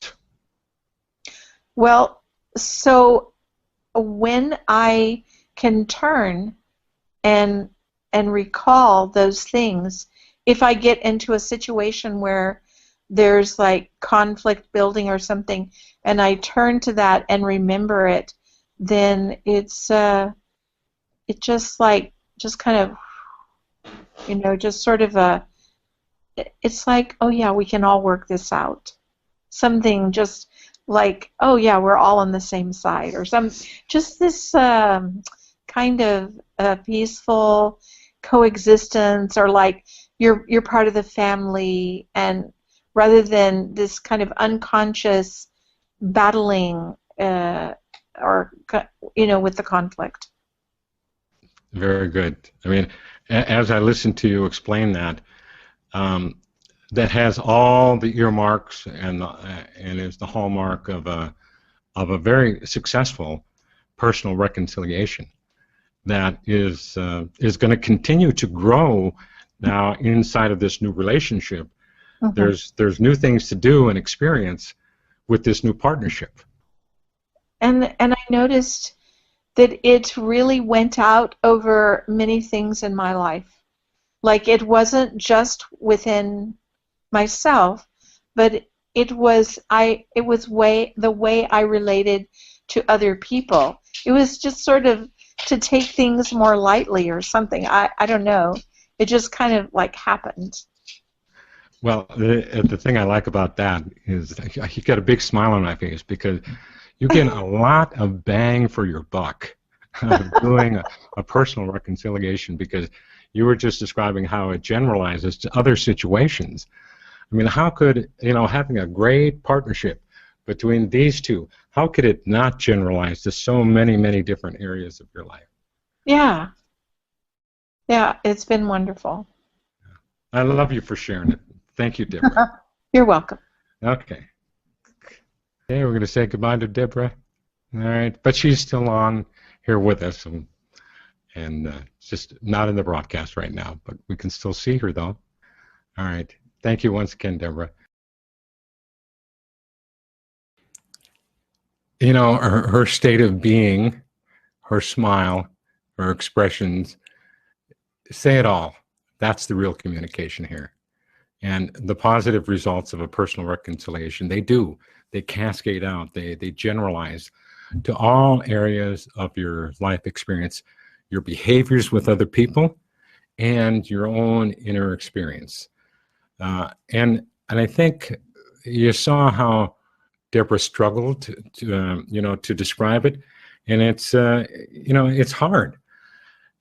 And what I want you to get from that, she just went in and did it, and you do not have to do it like perfectly, and you do not have to understand it perfectly, and you do not have to be able to explain it perfectly. You just need to do it, and it will absolutely work. And you will dramatically benefit from doing it if you've been trying to repress her for a long time, if your relationship with her has often been a battle, and if your repression, it may have damaged her spirit and yours. And you've imagined her a saboteur, and she became one. And you've been trying to go it alone, and maybe beginning from a long time ago. And you need her for all she can bring to your life. You need each other to experience the full richness of life. And working together, you can be unstoppable.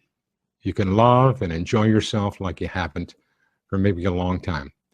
And your inner experience of life will change dramatically for the better. So we're going to start the setup now for doing this personal reconciliation. I want you to bring back to mind your example that I asked you to think of earlier when I was walking through the 4 different types of inner conflict, and the one that you wrote down earlier in the workshop. And from all of what we've talked about up to now, think about which hemisphere does what in that conflict. Now, you don't have to think too deeply about it. Just kind of think, well, my left hemisphere does that, is doing that, and my right hemisphere is doing that. That's all you need to just get a beginning on that. Get comfortable in your chair, and both feet on the floor, and you rest your forearms on your thighs. And you have both palms up like this. And during the process, I've got them listed out as at 8 steps, and they will be on your screen. And I'll walk through them all. And so the steps will be on the screen, but it's very important that inside of those fundamental steps, you improvise when you actually start. There is nobody that knows you better than you. Once you get into this exercise, you'll be in a very relaxed state. You'll have all the access to your inner resources to do the perfect job for you. And this is a do-it-yourself process, actually. And it is a learn-as-you-go process, because when you get into the process itself, you're going to not only do the task of reconciling the relationship, but you're going to learn things about yourself right in the middle of this 20-minute exercise. So improvise and trust yourself. You cannot do this wrong. You will tailor it perfectly to yourself. Now, you may experience some physiological responses in the form of like a tingling, like down your neck, or some people hear soft buzzing like in their head, or they sometimes can even feel a little bit in parts of their body. That's normal. Now, and if you don't worry, that does not mean that you're not being successful. You may also experience an emotional release at some point during the process, like Deborah did. Just let that happen. It's a release. It's a neutral, like generic release. It feels fine. It doesn't feel sad or anything like that. Just let that happen and take place. And if you don't have an emotional release like that, it does not mean that it's not working. It will work, whether you have any of these things or not. Now, let's see. Now, I also recommend that you give each hemisphere a personal name or a symbolic name that reflects the best of who they are, and then address them by that name during the reconciliation process. What's worked for me down through the years is left hemisphere is Mike, and right hemisphere is Michael, and we have conversations. And I've learned to distinguish Michael's voice from my voice, which is left hemisphere. But you can tell, I think, he's actively engaged with me in producing speech here. When you get into this position that I was talking about, you bring an image of your left hemisphere into one palm, and you make up another image for your right hemisphere in the other palm. And it doesn't matter which goes into which palm. You absolutely trust your intuition on this. So you're bringing this image out. It could be an image or a symbol. You've got one in each palm.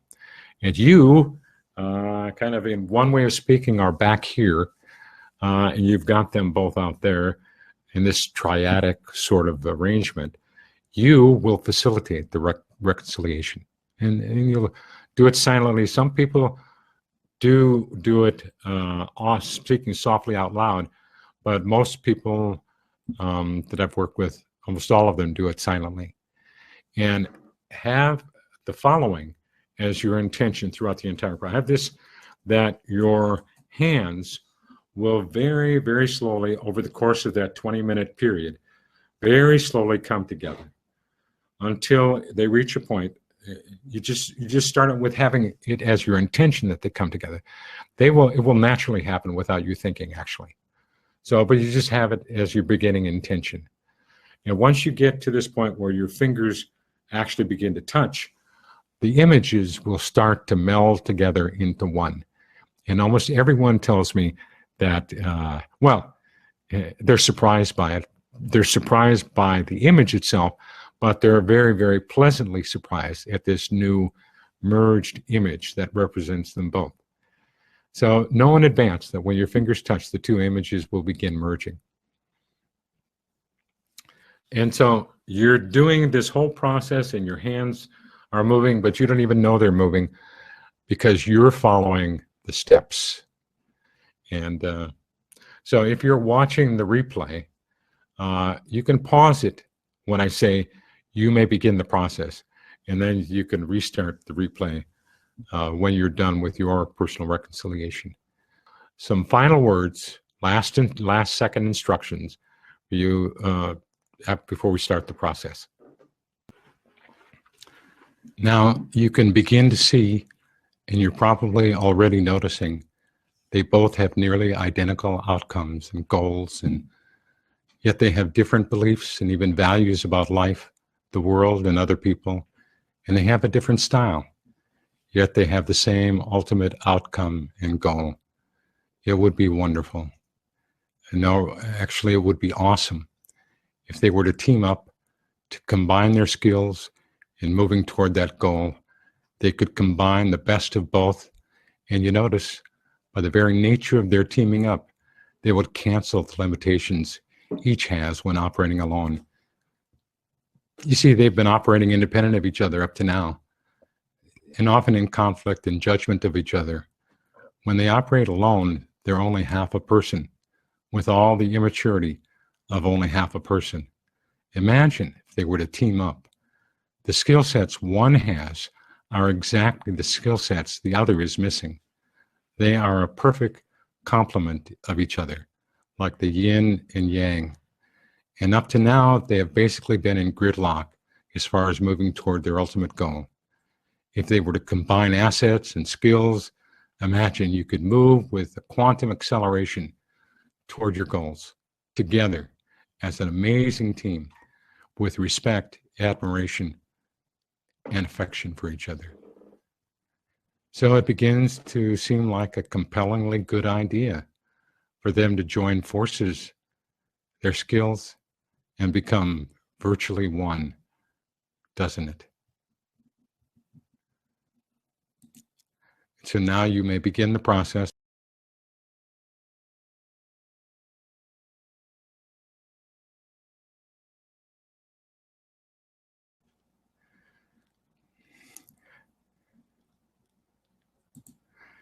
So I want to tell you, here's what you can expect in terms of results. First of all, a deep sense of inner peace and well-being. And you're going to sense that this integration is continuing. It's not over right now, even though you've done the bulk of it right now. It's going to continue on in the back of your mind, and it's going to continue on in your sleep, and it's going to continue to keep happening for a few days. You are changing the nature of the intercommunications between your personalities via the corpus callosum, and you will find yourself doing things differently. And some of these things that you do differently will be spontaneous, and they may surprise you. And trust yourself. Something or other that you might do may seem strange to you at first. It's just different. I remember years ago working with a group of research scientists, and one of them was highly revered by his teammates. But whenever he got into any kind of a group meeting or any kind of a presentation situation, he kind of froze up. But whenever he was talking one-on-one, he had this brilliant mind and a brilliant passion and an ability to express himself one-on-one. And all of his teammates wanted to be able to see that in a group. So I did a personal reconciliation with him, and we were doing a 5-day program. And after the reconciliation actually was the next day, he got up to do a presentation of what he was doing with the group. And when he was done with that presentation, he got a standing ovation, because all of his passion and all of his intelligence and brilliant mind came out in that presentation.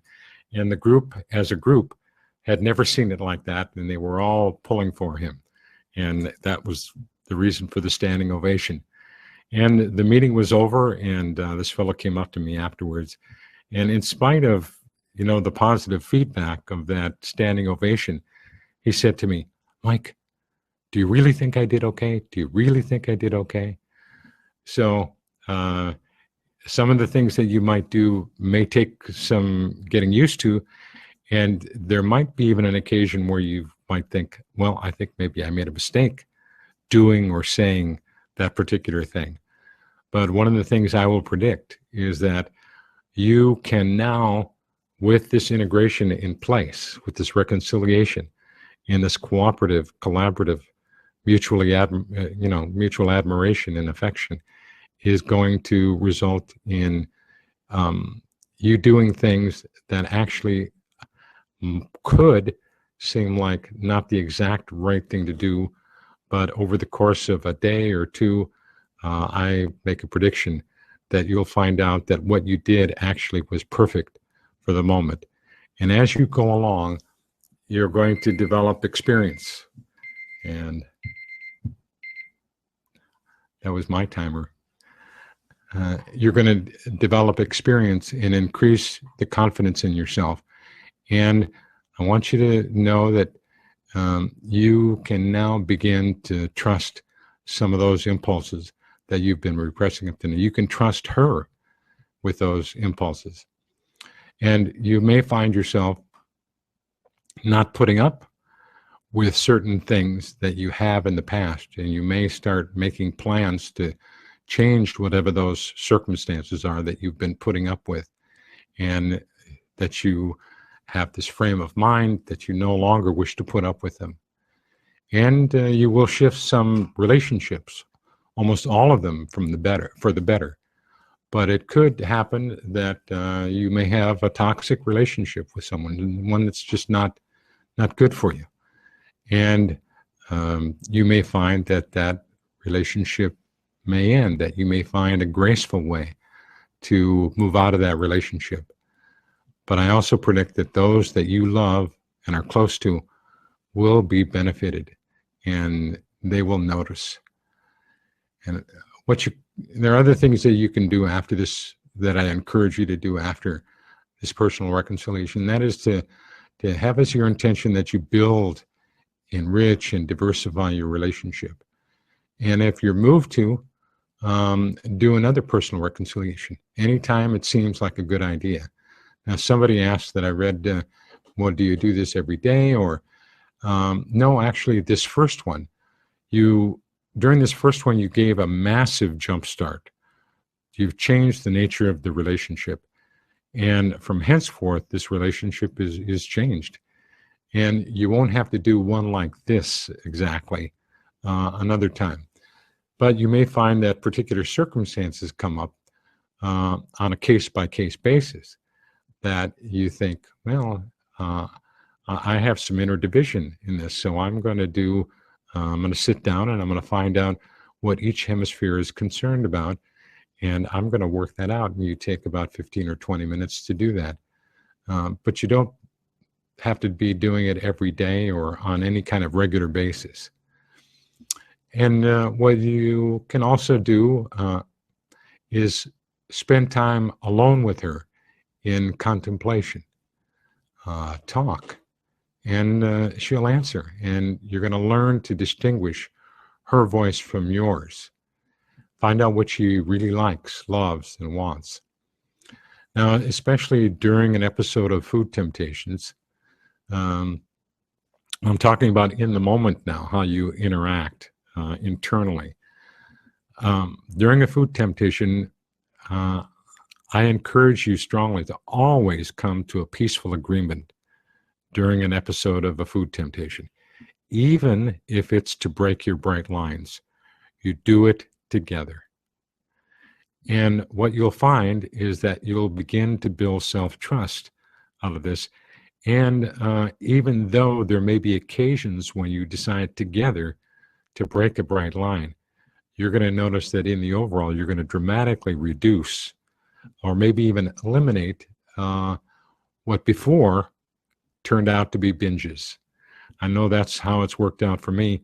I have issues from time to time where I'll cross a bright line, but binges for me now are far more rare than before the time I had a good interrelationship between my left and right hemisphere. So there's, it's a little bit like there was a time in your life when you were together. And during that time, this personal reconciliation is a lot like going back to that time when you were together, when you were more integrated, going back to that time, and you're kind of starting off where you left off.